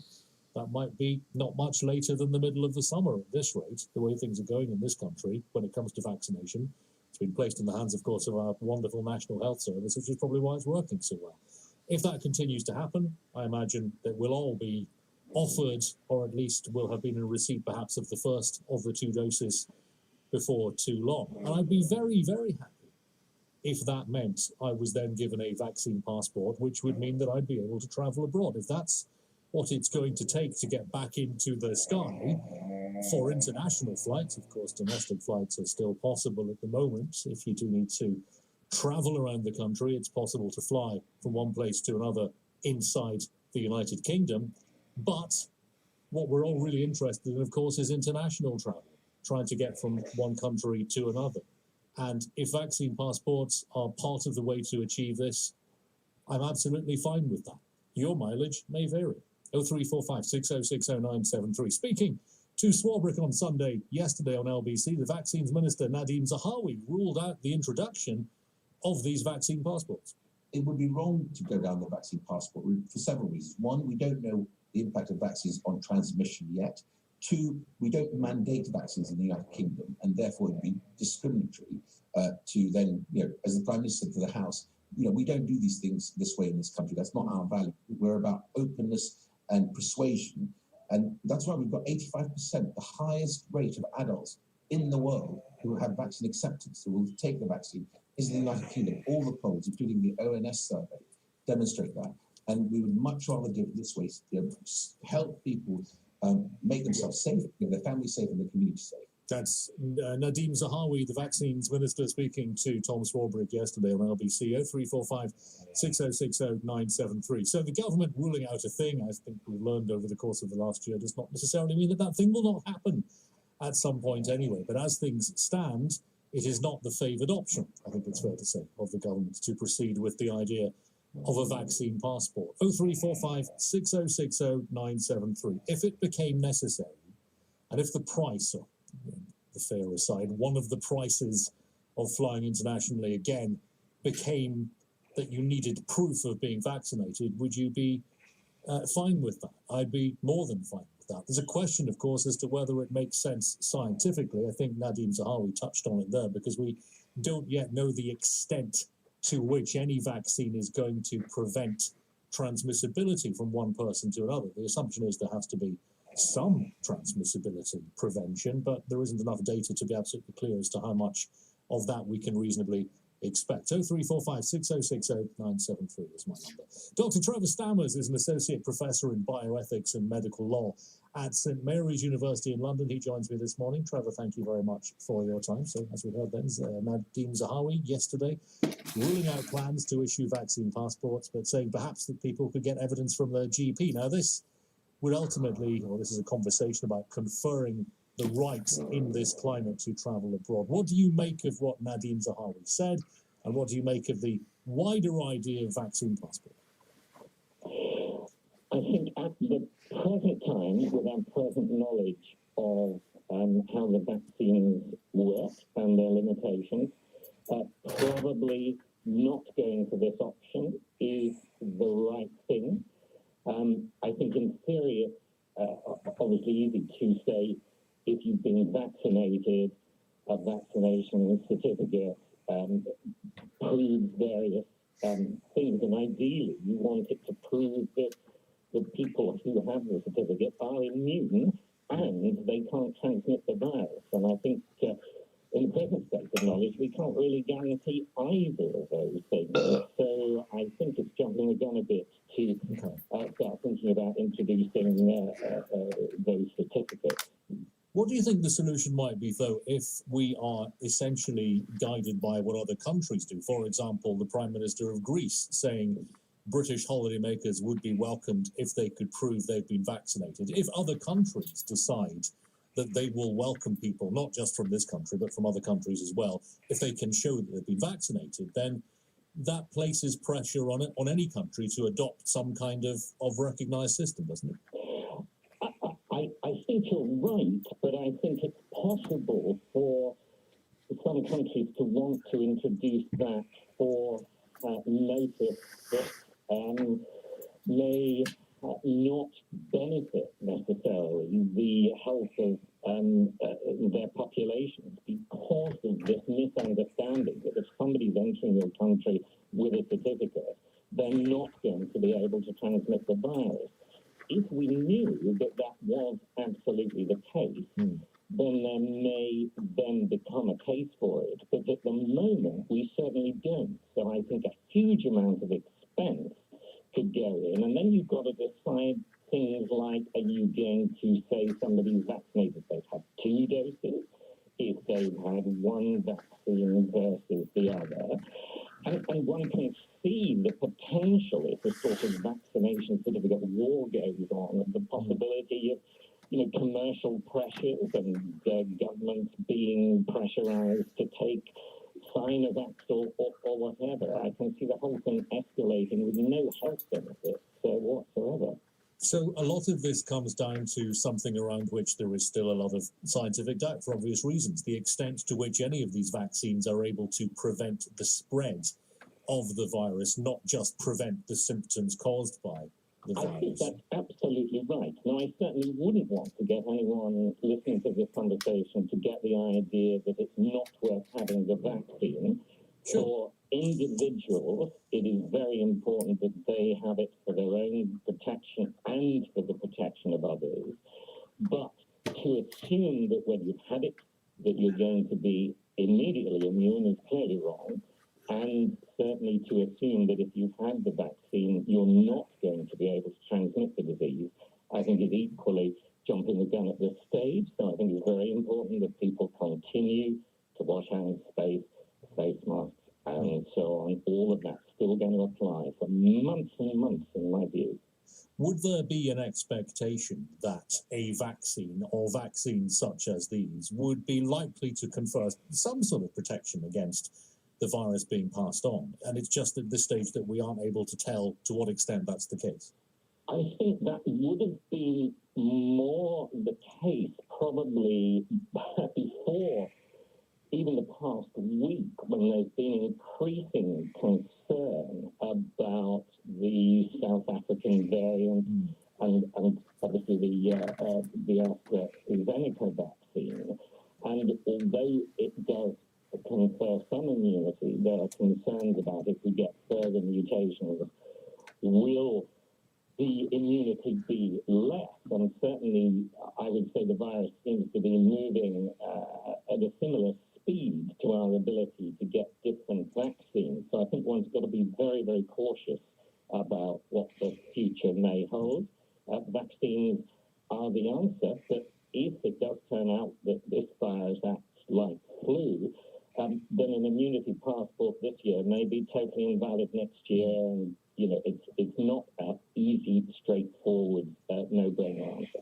Returning to that idea, and the government, as things stand at least yesterday, ruling out plans to issue vaccine passports, if they do return in some form, on the idea of an immunity certificate at some point down the line being both legitimate and necessary to travel, from an ethical point of view, I've got to say, as someone who cannot wait to be vaccinated, I'm not in one of the top 9 groups, but at the very first available opportunity, I'll be having that jab. Is it reasonable, is it ethical to confer upon someone who's had the vaccination certain rights that would not accrue to someone who's chosen not to? Well, I share your passion to have the vaccine. I can't wait either. And I think it needs to be very carefully thought about, the implications of the conferring of different rights as a result of having had the vaccination. I'm very uneasy about that. And I think that is something that needs to come into the equation, particularly since it is many of the most vulnerable and often the most economically deprived, who are going to be the most difficult to get the vaccinations to, those who can't leave home and so on. And if they are going to be deprived of any rights at all because of their difficulty of gaining access, then I think that's troubling to me. Should someone who chooses not to have the vaccine, and I'm not talking here about people who might be allergic to the particular makeup or whatever, someone who for whatever reason decides that they do not wish to be vaccinated, to what extent in this new world in which we find ourselves should their liberty and their movements be restricted? Because there is an argument, isn't there, to say that for the greater good and for the protection of the majority of people's liberty, someone who decides for philosophical reasons or whatever not to have the vaccine, perhaps ought not to have the same right. I think that from my clinical experience, and when I was a doctor, even dealing with childhood vaccines, I took the line that coercion was very, very unwise. And clearly, the number of side effects of this particular vaccine have been low. But if you coerce someone into having a vaccine, to which they then do have a reaction and so on, this then fuels people's sort of desire to say that, I told you the vaccine was dangerous. I think it just gives fuel to anti-vaxxers when any sense of breach of equality of application of rights and access are brought in. But would that be coercion, or would it simply be saying that you absolutely are not compelled to have the vaccine, but there might be some consequences that flow from that choice? Well, the borderline between encouraging, nudging, and coercing can sometimes be a bit fluid. But I think some people will use such a nudge to further fuel conspiracy theories and so on, and goodness knows. Aren't they going to do that anyway, though? I mean, a conspiracy theorist will always find something to fuel their desire to spread the... hand them that card, Okay. when I can't see that there is a strong reason for putting any pressure of that nature on at all. Is there a societal benefit from vaccination which is greater than someone's right not to experience some consequences if they decide not to have the vaccine? I think that yes, the health consequences do outweigh people's right to object if and only if you need 100% coverage of the vaccine. And clearly, we're not sure of exactly how much it is, but it isn't 100%. So a certain amount of people saying no, for whatever reason, I think society can and should tolerate that. But having said that, I would encourage every one of your listeners to have the vaccine. Sure. And briefly, Doctor, we've talked a lot over the course of the last year about what the magic number might be in terms of getting a certain percentage of the population vaccinated. Do we have a clearer idea of what that number is? And are you confident that what you're seeing in terms of the vaccines being rolled out is going to get us there? I have been pleasantly surprised so far at the rate of the rollout, and providing the supply of the vaccine continues at the rate it has been, I think we should see a real impact on the disease by the middle of summer. But there's many a slip, and prediction is always a dangerous game. Trevor, thank you very much indeed. That's Dr. Trevor Stammers, Associate Professor in Bioethics and Medical Law at St Mary's University in London. And I think what's really interesting about that conversation is the idea that from his point of view, from a scientific point of view, actually vaccine passports, if they were to be introduced tomorrow, might not be terribly useful because of the issue of transmissibility, apart from anything else, as you heard as part of that conversation. But if we were able to get to a stage where there was sufficient data to say that if you've been vaccinated, that means that we know that you're unable or very, very unlikely to pass on the virus, even if you do contract it, which itself will become unlikely because you've had the vaccine. if effectively vaccine passports could be proven to work and be valid and legitimate scientifically, from a philosophical point of view, would you have any objection to having to get one before you travelled? For me, absolutely not. Bring it on. 0345 6060 973 is my number, because that would get us to a place where if we had vaccine passports, the alternative would be, I suppose, that we would let the small minority of refuseniks prevent all of us from travelling anywhere and returning to normal. And I would not want someone who refuses to take this or any other vaccine to get in the way of my right to do what I want to do. And at some point, there is a greater good here which needs to be considered. We're all considering it at the moment. We're all giving up our rights not to have to wear face masks, for example. There's already a restriction of our liberties for the greater good. A vaccine passport would allow the lifting of so many of those restrictions, or this one in particular, at least for so many people. And if the price of that, if the price of that turns out to be that vaccine refuseniks don't get to go on holiday, well, I'm sorry, that's their lookout, isn't it? 0345 6060 973. You can text 84850, tweet at LBC, email Darren at lbc.co.uk. Anthony says, what about completely shutting our borders? Israel is terrified of the South African variant and they've closed their airport for 2 weeks. Well, Anthony, yes, that's happening now. It's not, we're not talking about getting vaccine passports in our hands tomorrow so that we can start flying on Tuesday. We're talking about a point at which we will be able to say enough people have been vaccinated and with enough certainty that it is safe to start flying again. No one's proposing a trip to Johannesburg or, for that matter, Tel Aviv at the moment from the UK, as far as I can tell. It's LBC. LBC. Introducing PokerStars Casino. Bright lights, high pulses, hearts racing, wheels spinning. In. The roulette ball clicks and comes to a stop on the date of your mother's birth. Award-winning PokerStars Casino.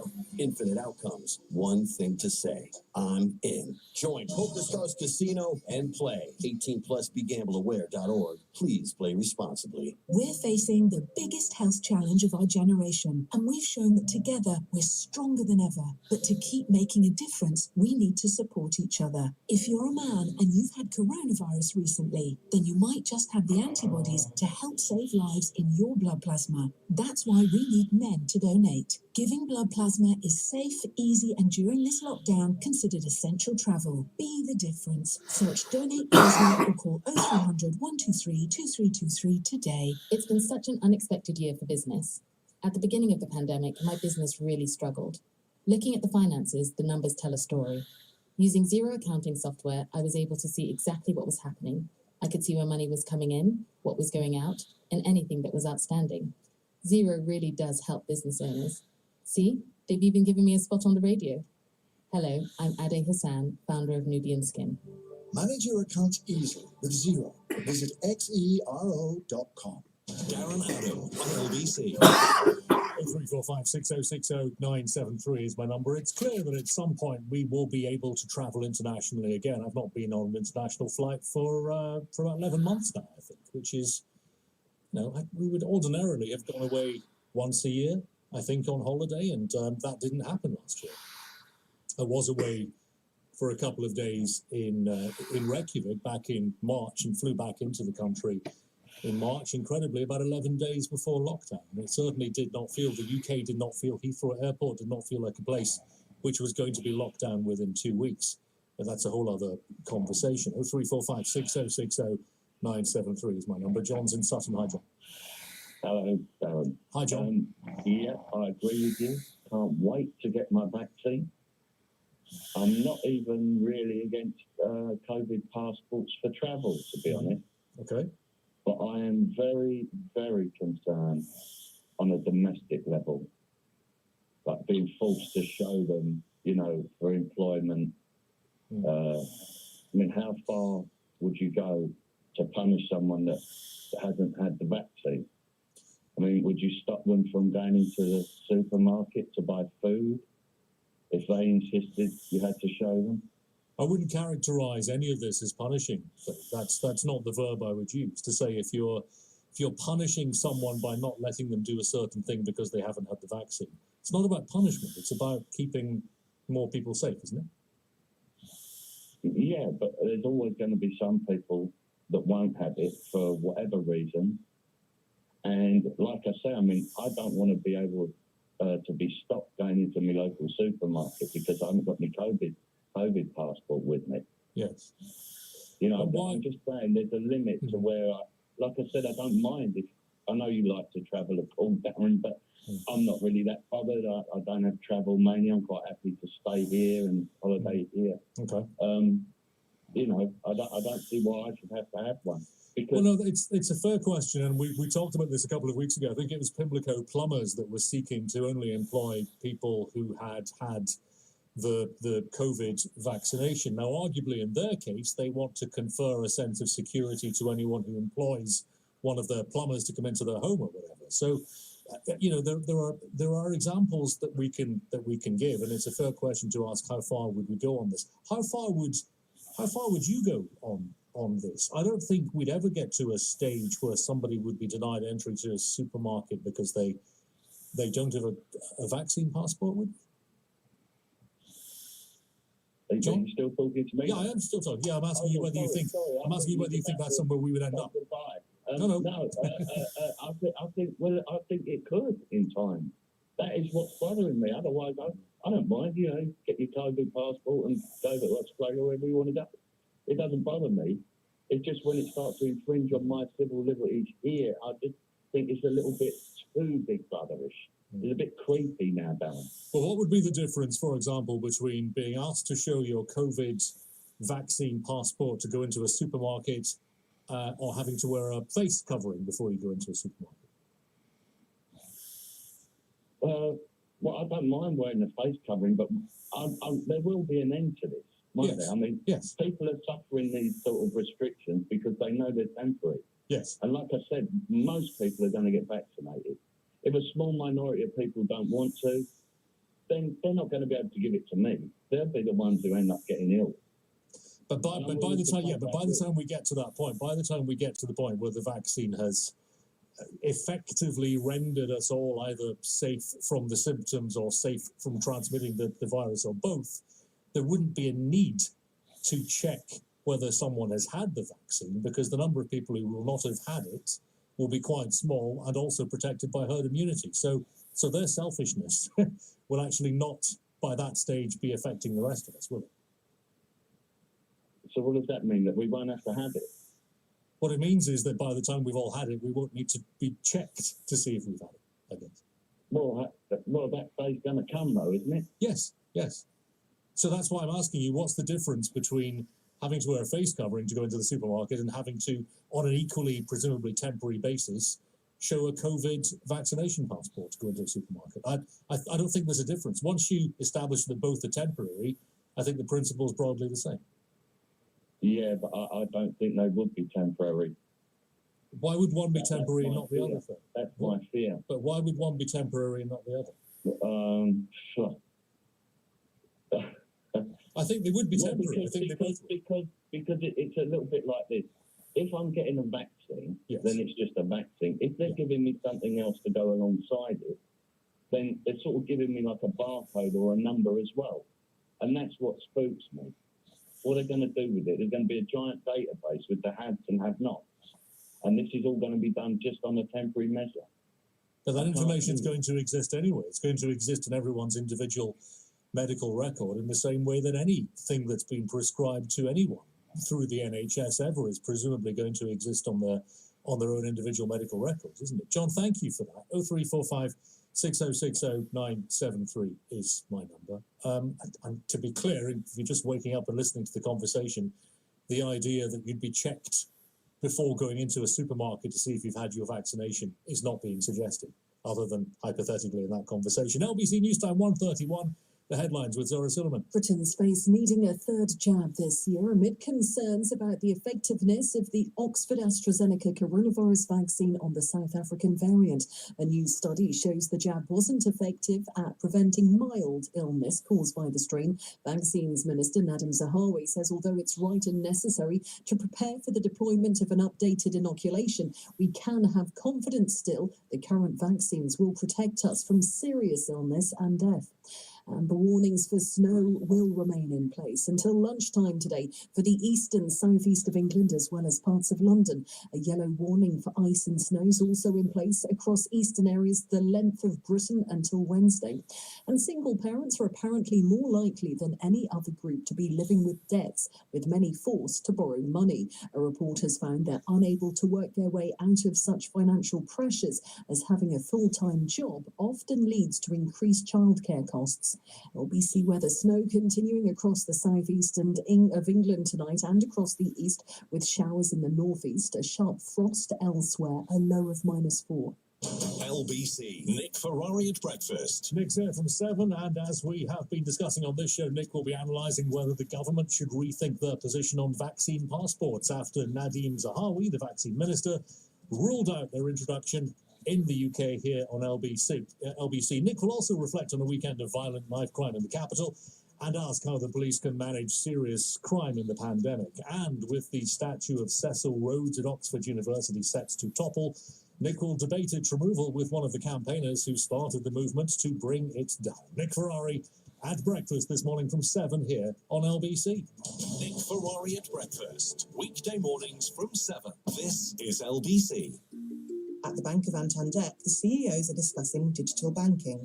Digital is our destiny. You said singing was our destiny. Look how that turned out. Picture this, the world's first virtual bank. Oh, will there be virtual hobnobs? Meanwhile, at Santander, they're keeping the digital stuff simple with My Money Manager in their mobile banking app, which sends you useful notifications so you can stay close to your money. See what's possible at Santander. 16 plus applies to Santander credit cards, current and savings accounts accessed via mobile banking. T's and C's apply.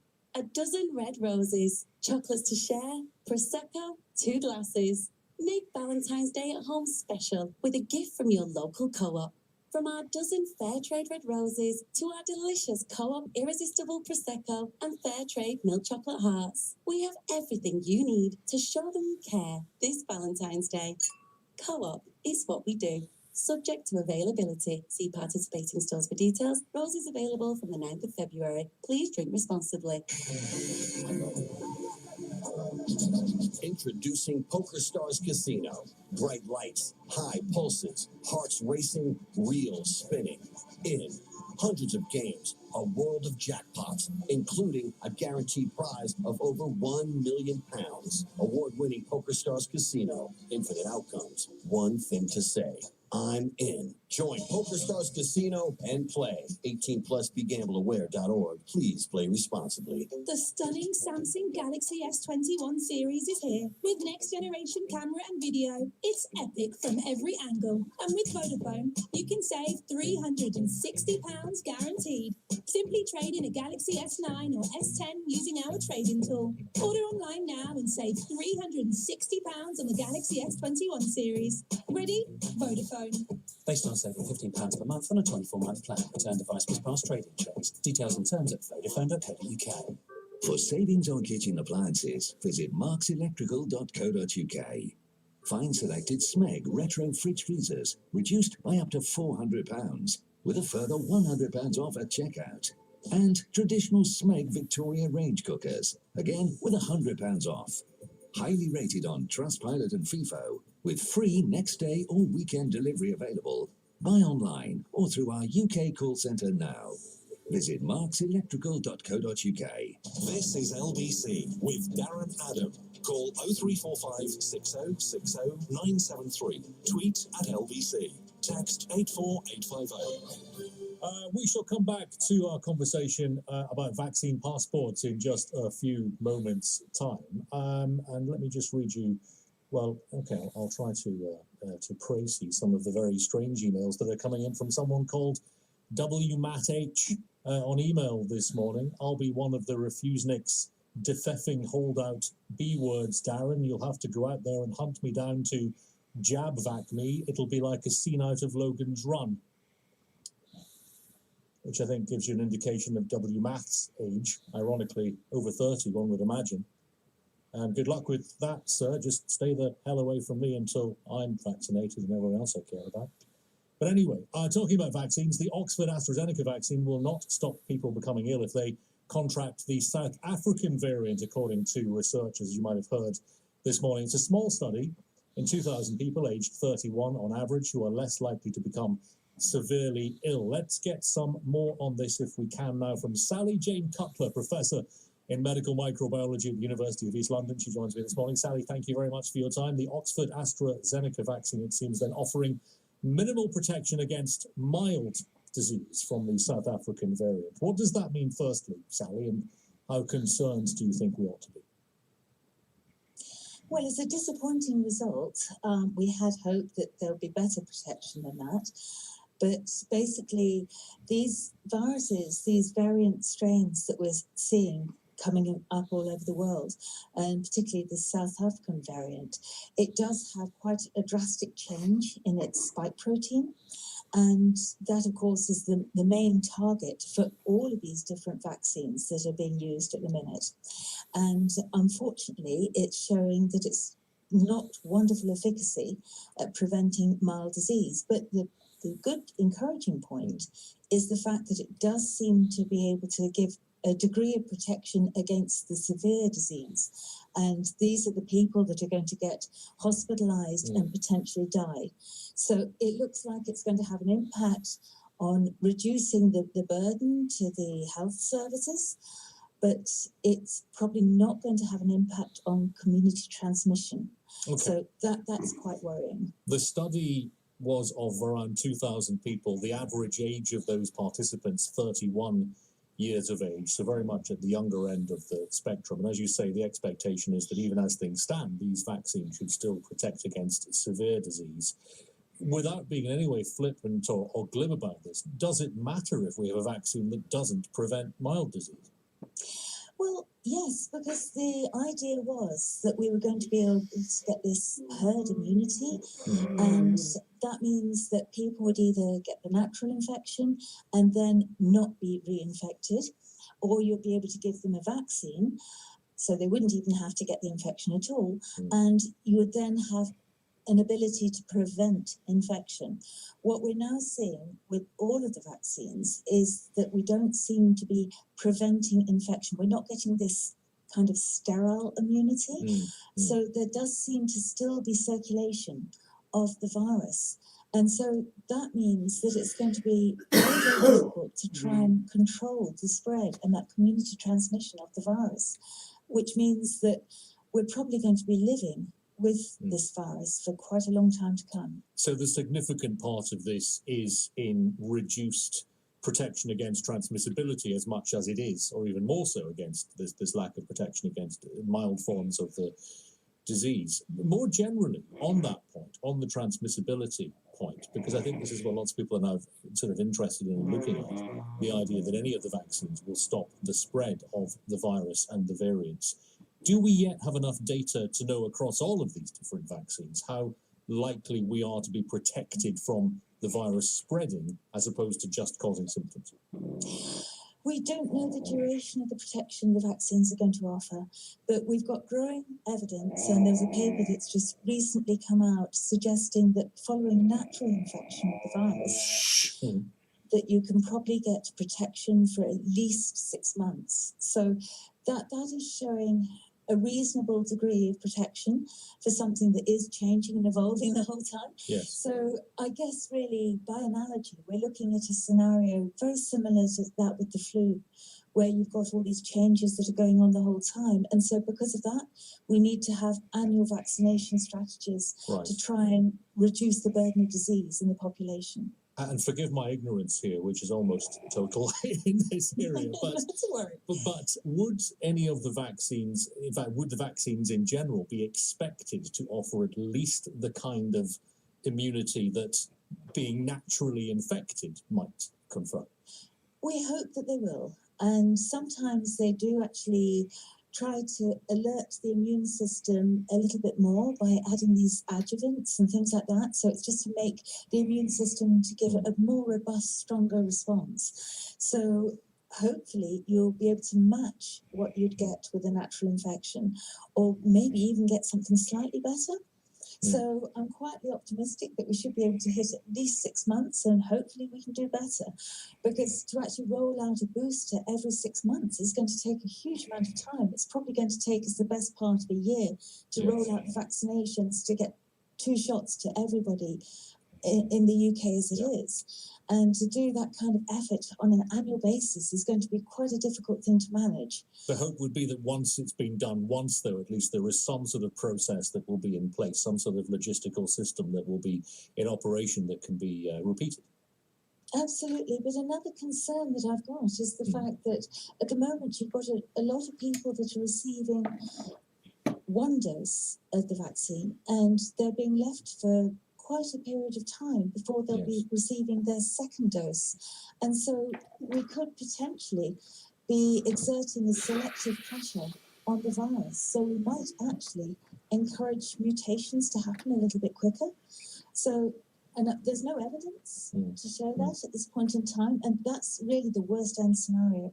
I hope that is not going to be the case, but we'll just have to keep watching, keep our surveillance going, and just keep on top of what's happening.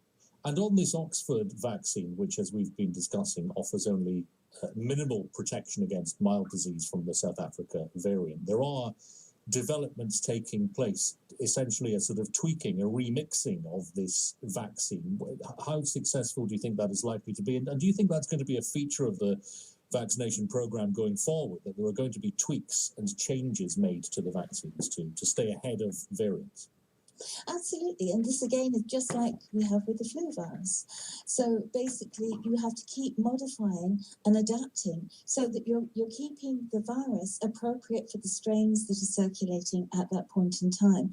And it's not just the Oxford vaccine that's got this problem. They've looked at some of the other vaccines as well, and again, they've shown reduced efficacy of those against some of these new variants. The Janssen, the Noravax, also the Moderna vaccine over in the States. What they found there, not against the South African variant, their studies were looking at the Brazilian variant, and they found a 6-fold reduction in protection compared to the Wuhan version of the coronavirus.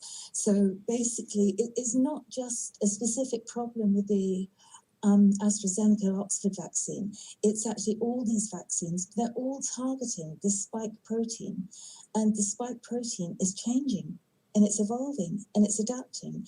And so I think all of these vaccines are going to need regular updating. Sally, thank you very much indeed. Sally Jane Cutler, Professor in Medical Microbiology at the University of East London. Let's get back to our conversation about vaccine passports. Now, they aren't going to be a thing, at least according to Nadim Zahawi, who ruled them out yesterday. No to plans for vaccine passports, which might allow people who've had the jab to go abroad. I would not, just because the government have ruled them out forever. If they ever did, or if they ever could permit travel, would you welcome their introduction? 0345 6060 973 is my number. Dave has texted to say, well, it kind of exists already.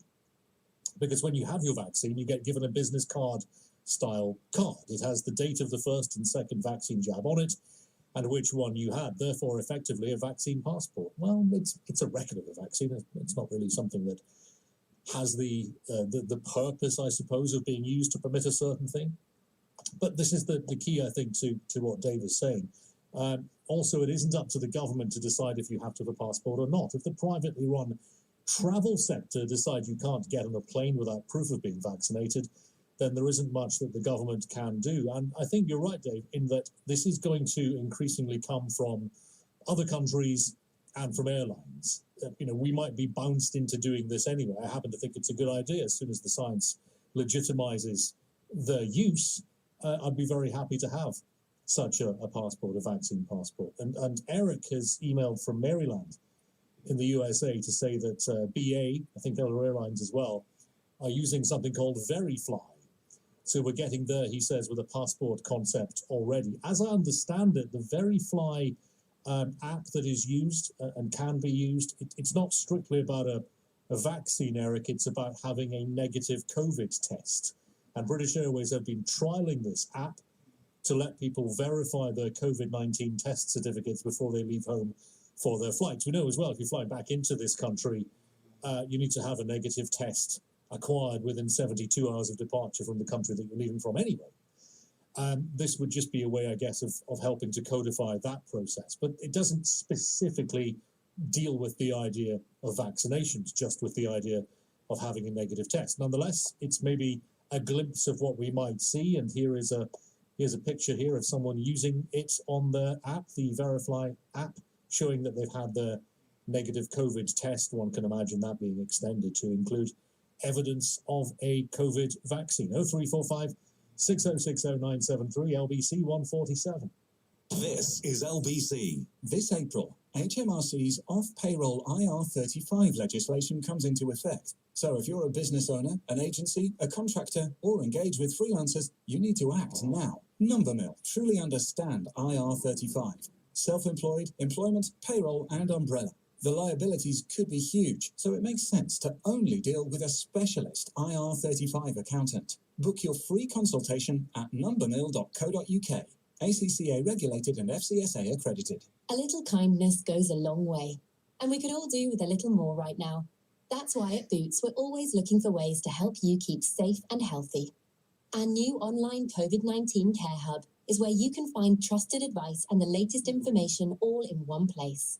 So whether you're confused about symptoms or unsure about getting a test, we're here to help with the trusted advice you need at boots.com/COVID-19. Keep safe, keep being kind. Boots, since 1849. On your marks, set your limits, go. At Poker Stars Casino, we're committed to keeping our community safe. With our Set Your Limit tool, you set the limits and how much you can deposit. And with our Timeout tool, you can opt out of playing for various periods of time. Here to help you never go over your limit and never get carried away. The aim of the game, to play safer and keep in control. Poker Stars Casino, committed to our community. 18 plus, begambleaware.org. Please play responsibly. A dozen red roses, chocolates to share, Prosecco, 2 glasses. Make Valentine's Day at home special with a gift from your local co-op. From our dozen fair trade red roses to our delicious co-op irresistible Prosecco and fair trade milk chocolate hearts, we have everything you need to show them you care this Valentine's Day. Co-op is what we do. Subject to availability. See participating stores for details. Roses available from the 9th of February. Please drink responsibly. Could you look a bus driver in the eyes and tell them your journey is essential? Could you tell an intensive care nurse you always wear your face covering over your mouth and nose? Can you honestly say you're going out to exercise, not just to meet friends? Around 1 in 3 people who have COVID-19 have no symptoms and are spreading it without knowing. Are you absolutely positive you're not one of them? Stay home. Protect the NHS. Save lives. Darren Adam on LBC. On vaccine passports, here is Simon in Edgware. Morning, Simon. Morning. Hello. You only want one because you want to travel quickly, don't you? Yes. Is that not clear? Well, you're honest about it. Well, what other possible answer could there be? Yes. Exactly. I'm getting to know you very well now. But my own view differs with yours. Okay. And the reason it differs with it, it's a question of where you're going to go with this kind of information. Now, if you have a COVID passport, ultimately you're going to have a situation where you're going to discriminate against people. It's inevitable. Yes, it's true. When you go to certain countries, you have. I mean, for example, my ex-partner, who's still a wonderful friend of mine, who's from Cameroon, and when I went to Cameroon with her in the 90s. You can't get into Cameroon unless you show proof that you've got you've been vaccinated against yellow fever. They won't let you into the country. So I had to get a yellow fever vaccination carried out before I travelled there. But that's a world of difference. To start moving up to what you might call a COVID passport, then you're going to have a situation. Why is it different? Well, the difference will be is because where's that data going to go? Suddenly, today you've got a COVID passport. Well, that one that's not valid anymore, Darren, because there's a different strain and you haven't got that. So you'll need to get another vaccination. Then you've got the danger of data being misused, because almost certainly this government, this Tory government, will hand it over to one of their private vultures, as I call them. Well, listen, I agree with your characterisation of so many of these companies as vultures, but the point is, Simon, that if you get a COVID vaccination, that as I understand it, that becomes part of your medical history in precisely the same way as any other part of your medical history. So why would it be a particular concern, but not, for example, the fact that you've been to the doctor because you've had, I don't know, shingles, as I did last year? There's a world of difference, though, between that and having a separate document to say that you've had it. Because what you're not doing, yes, you're right in what you're saying, but let's be honest, that's one of the reasons why I opted out of having my medical records on a central computer, precisely for that reason. Because sooner or later, that data will fall into the wrong hands. And How did you do that? Because I'm not familiar with that process. How did you opt out of? Having access, you have your medical records accessed by other parties, other medical facilities apart from your GP. And there was didn't you get that? You would have had a letter a few years back saying, did you want to, where you are giving your permission to have your medical records could be accessed by somebody else. I may not have done, because I'm still registered with a GP in Edinburgh. So it's possible that NHS Scotland. It's possible NHS Scotland behaved in a different way, possibly. Yeah, it's a difference. But the system was, do you want? My attitude was no, and that's the reason why. Right. And this can suddenly say, well, and then it's very easy for insurance companies and other institutions to get hold of this information and say, oh, hold on a second, we can use that against you. So there's a world of difference between having medical records and a separate document. And then you've got the other problem. It wouldn't be difficult to have these flooded with fraudulent documentation. And I just think it's just a very, very dangerous, slippery road down to what I call a national surveillance society.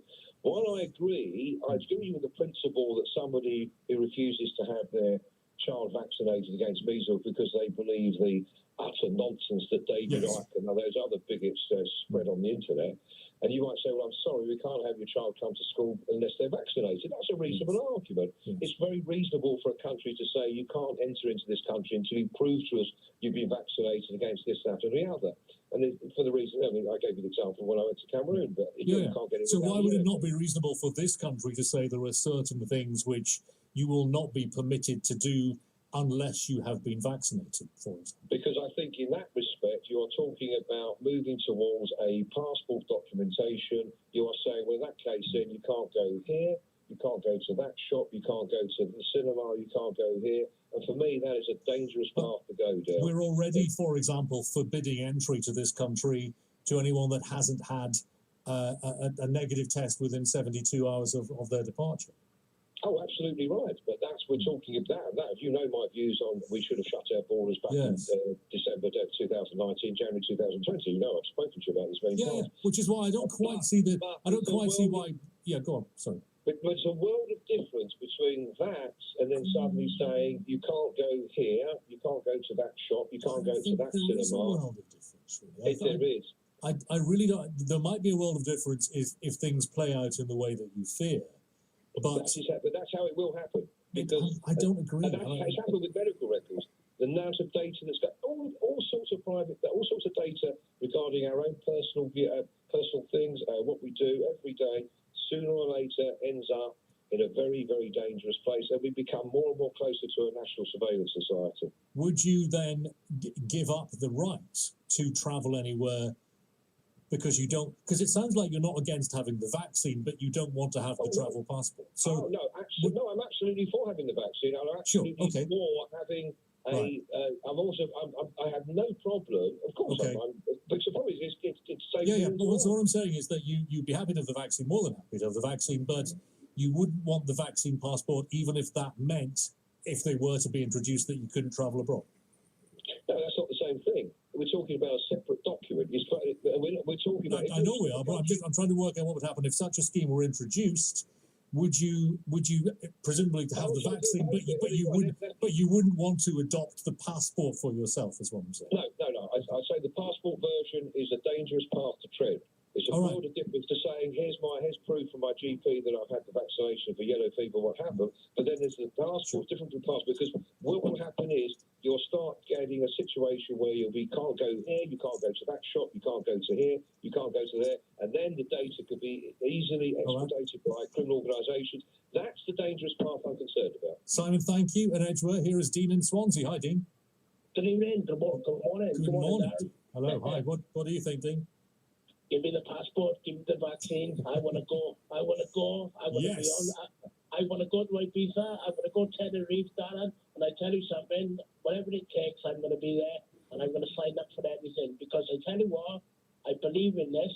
And I believe that we all got to come together now. Otherwise, we're just going to be stuck in this rut for another year. And we don't want that, do we? You know? No, we don't. And I think, I mean, to be clear, Nadine Tahawi was ruling this out yesterday for reasons that actually, on the face of it, do make some sense. But if we do get to a place where it is scientifically legitimate to say this vaccine passport confers evidence of your safety to travel, I'm with you, Dean. I might not be on the same plane going to Ibiza with you, but I'm absolutely going to be in the sky, maybe heading in a different direction. Dean, thank you for that. Annie in Carnforth. Morning, Annie.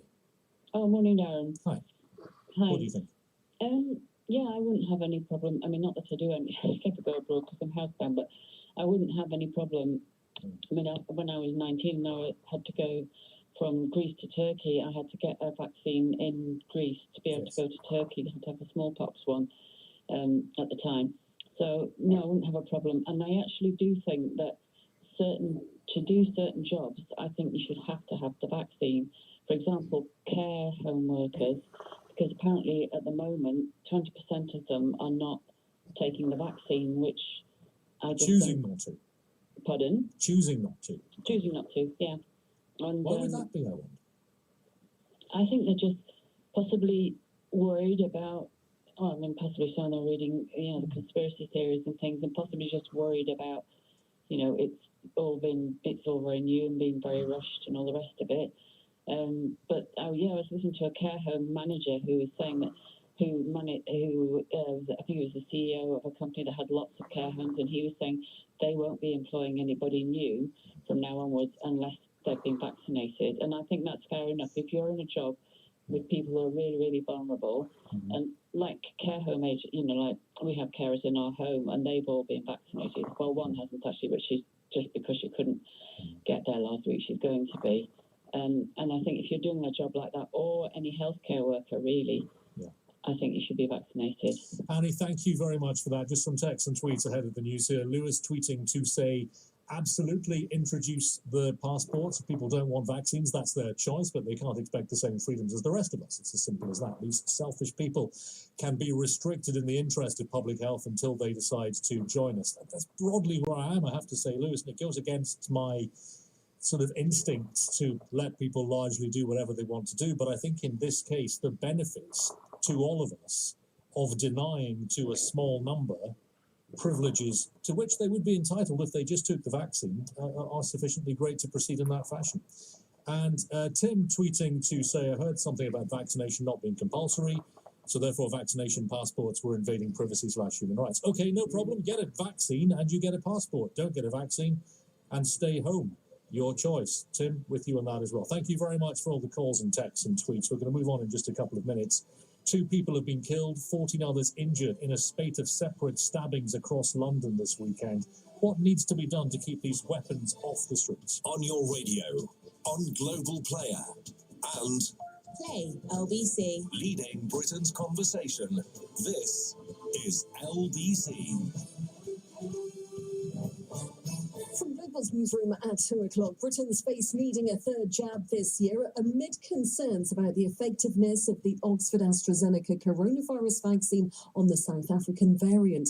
A new study shows the jab wasn't effective at preventing mild illness caused by that strain. Vaccines Minister Nadine Zahawi said although it is right and necessary to prepare for the deployment of an updated inoculation, we can have confidence the current vaccines will protect us from serious illness and death. Sally Jane Cutler is a professor in medical microbiology at the University of East London. She's told LBC as new variants emerge, vaccines may need slight changes. You have to keep modifying and adapting so that you're keeping the virus appropriate for the strains that are circulating at that point in time.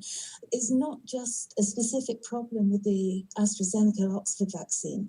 It's actually all these vaccines. They're all targeting the spike protein, and the spike protein is changing. And it's evolving and it's adapting. I think all of these vaccines are going to need regular updating. The Vaccines Minister has told LBC COVID immunity passports won't be needed for people to go on holiday. Nazim Sahawi says it would be wrong because we don't know the impact of the jabs on transmission yet, and they're not mandatory. Travel expert Simon Calder has told LBC there may be a need for them soon, though. Everybody, airlines, frustrated travellers, individual countries, they just want some sort of internationally agreed solution. And of course, at the moment, there's even talk of people forging certificates and getting in that way, which of course is just unconscionable. Amber warnings for snow will remain in place until lunchtime for the east and southeast of England, as well as parts of London. And yellow warnings for ice and snow are in place across eastern areas the length of Britain until Wednesday. Met Office forecaster Simon Partridge. There's a few places in East Anglia that reported between 10 to 15 centimetres of snow. But yeah, the snow is expected to continue all the way through the overnight period, or gradually return a little bit lighter. You have more in the way of light flurries through the morning. Extra money is being made available to tackle violent crime after a spate of stabbings in London this weekend. The Home Office is setting up a £35 million fund. 2 men were killed and at least 12 people were injured in unrelated attacks on Friday and Saturday. The FA has condemned the racist abuse aimed at players this weekend. In a statement on Twitter last night, the association says enough is enough, and they've implored the government to act fast to bring in legislation to deal with those hurling abuse and the anonymous keyboard warriors. And there's been a spate of rockfalls across the English coastline following days of bad weather. Coast Guards are warning people to stay away from cliffs. A dog was killed and its owner managed to escape injury after part of a cliff collapsed near Newquay in Cornwall yesterday. There have also been other rockfalls elsewhere. LBC weather later today, cold and windy with snow showers in the east and southeast. Some sunshine in the west, a high of 3 degrees. From Global's newsroom for LBC, I'm Zora Suleiman. This is LBC from Global, leading Britain's conversation with Darren Adam.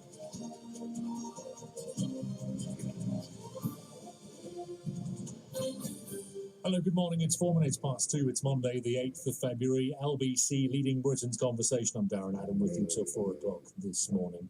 We haven't needed, really, I think, to have a conversation like this one for some time, and you can maybe speculate as to why that is the case. And it's maybe tempting to think, well, lockdown and lockdowns and the very strange circumstances of the last 12 months have maybe reduced the opportunities for the sort of crime that we're going to talk about. That's maybe one reason for it. But given the weekend that London has seen particularly, it feels that this particular type of crime, knife crime, is not going away and has not gone away. A spate of separate stabbings across London this weekend. Since Friday, police have dealt with stabbings in Coulsdon and Streatham and Chislehurst and Pimlico and Harrow. There have been separate murder investigations launched in Kilburn and in Croydon as well. The Metropolitan Police saying extra police officers have been deployed across the capital. Thus far, 2 people killed, at least 14 others injured in this abhorrent spate of separate stabbings. The word of Deputy Superintendent Nicky Arrowsmith saying it was needless and completely abhorrent, describing this latest surge in knife crime. 0345 6060 973 is my number. Why is this still happening? Because it has always struck me that if somehow you can persuade people or prevent people from carrying knives in the first place, and if you actually get to the stage where you're punishing them more severely for having done so, then you're already too late with the intervention. There needs to be something that stops people from carrying the knives to be punished in the first place. If you can answer that question, if you can get to that place where you can convey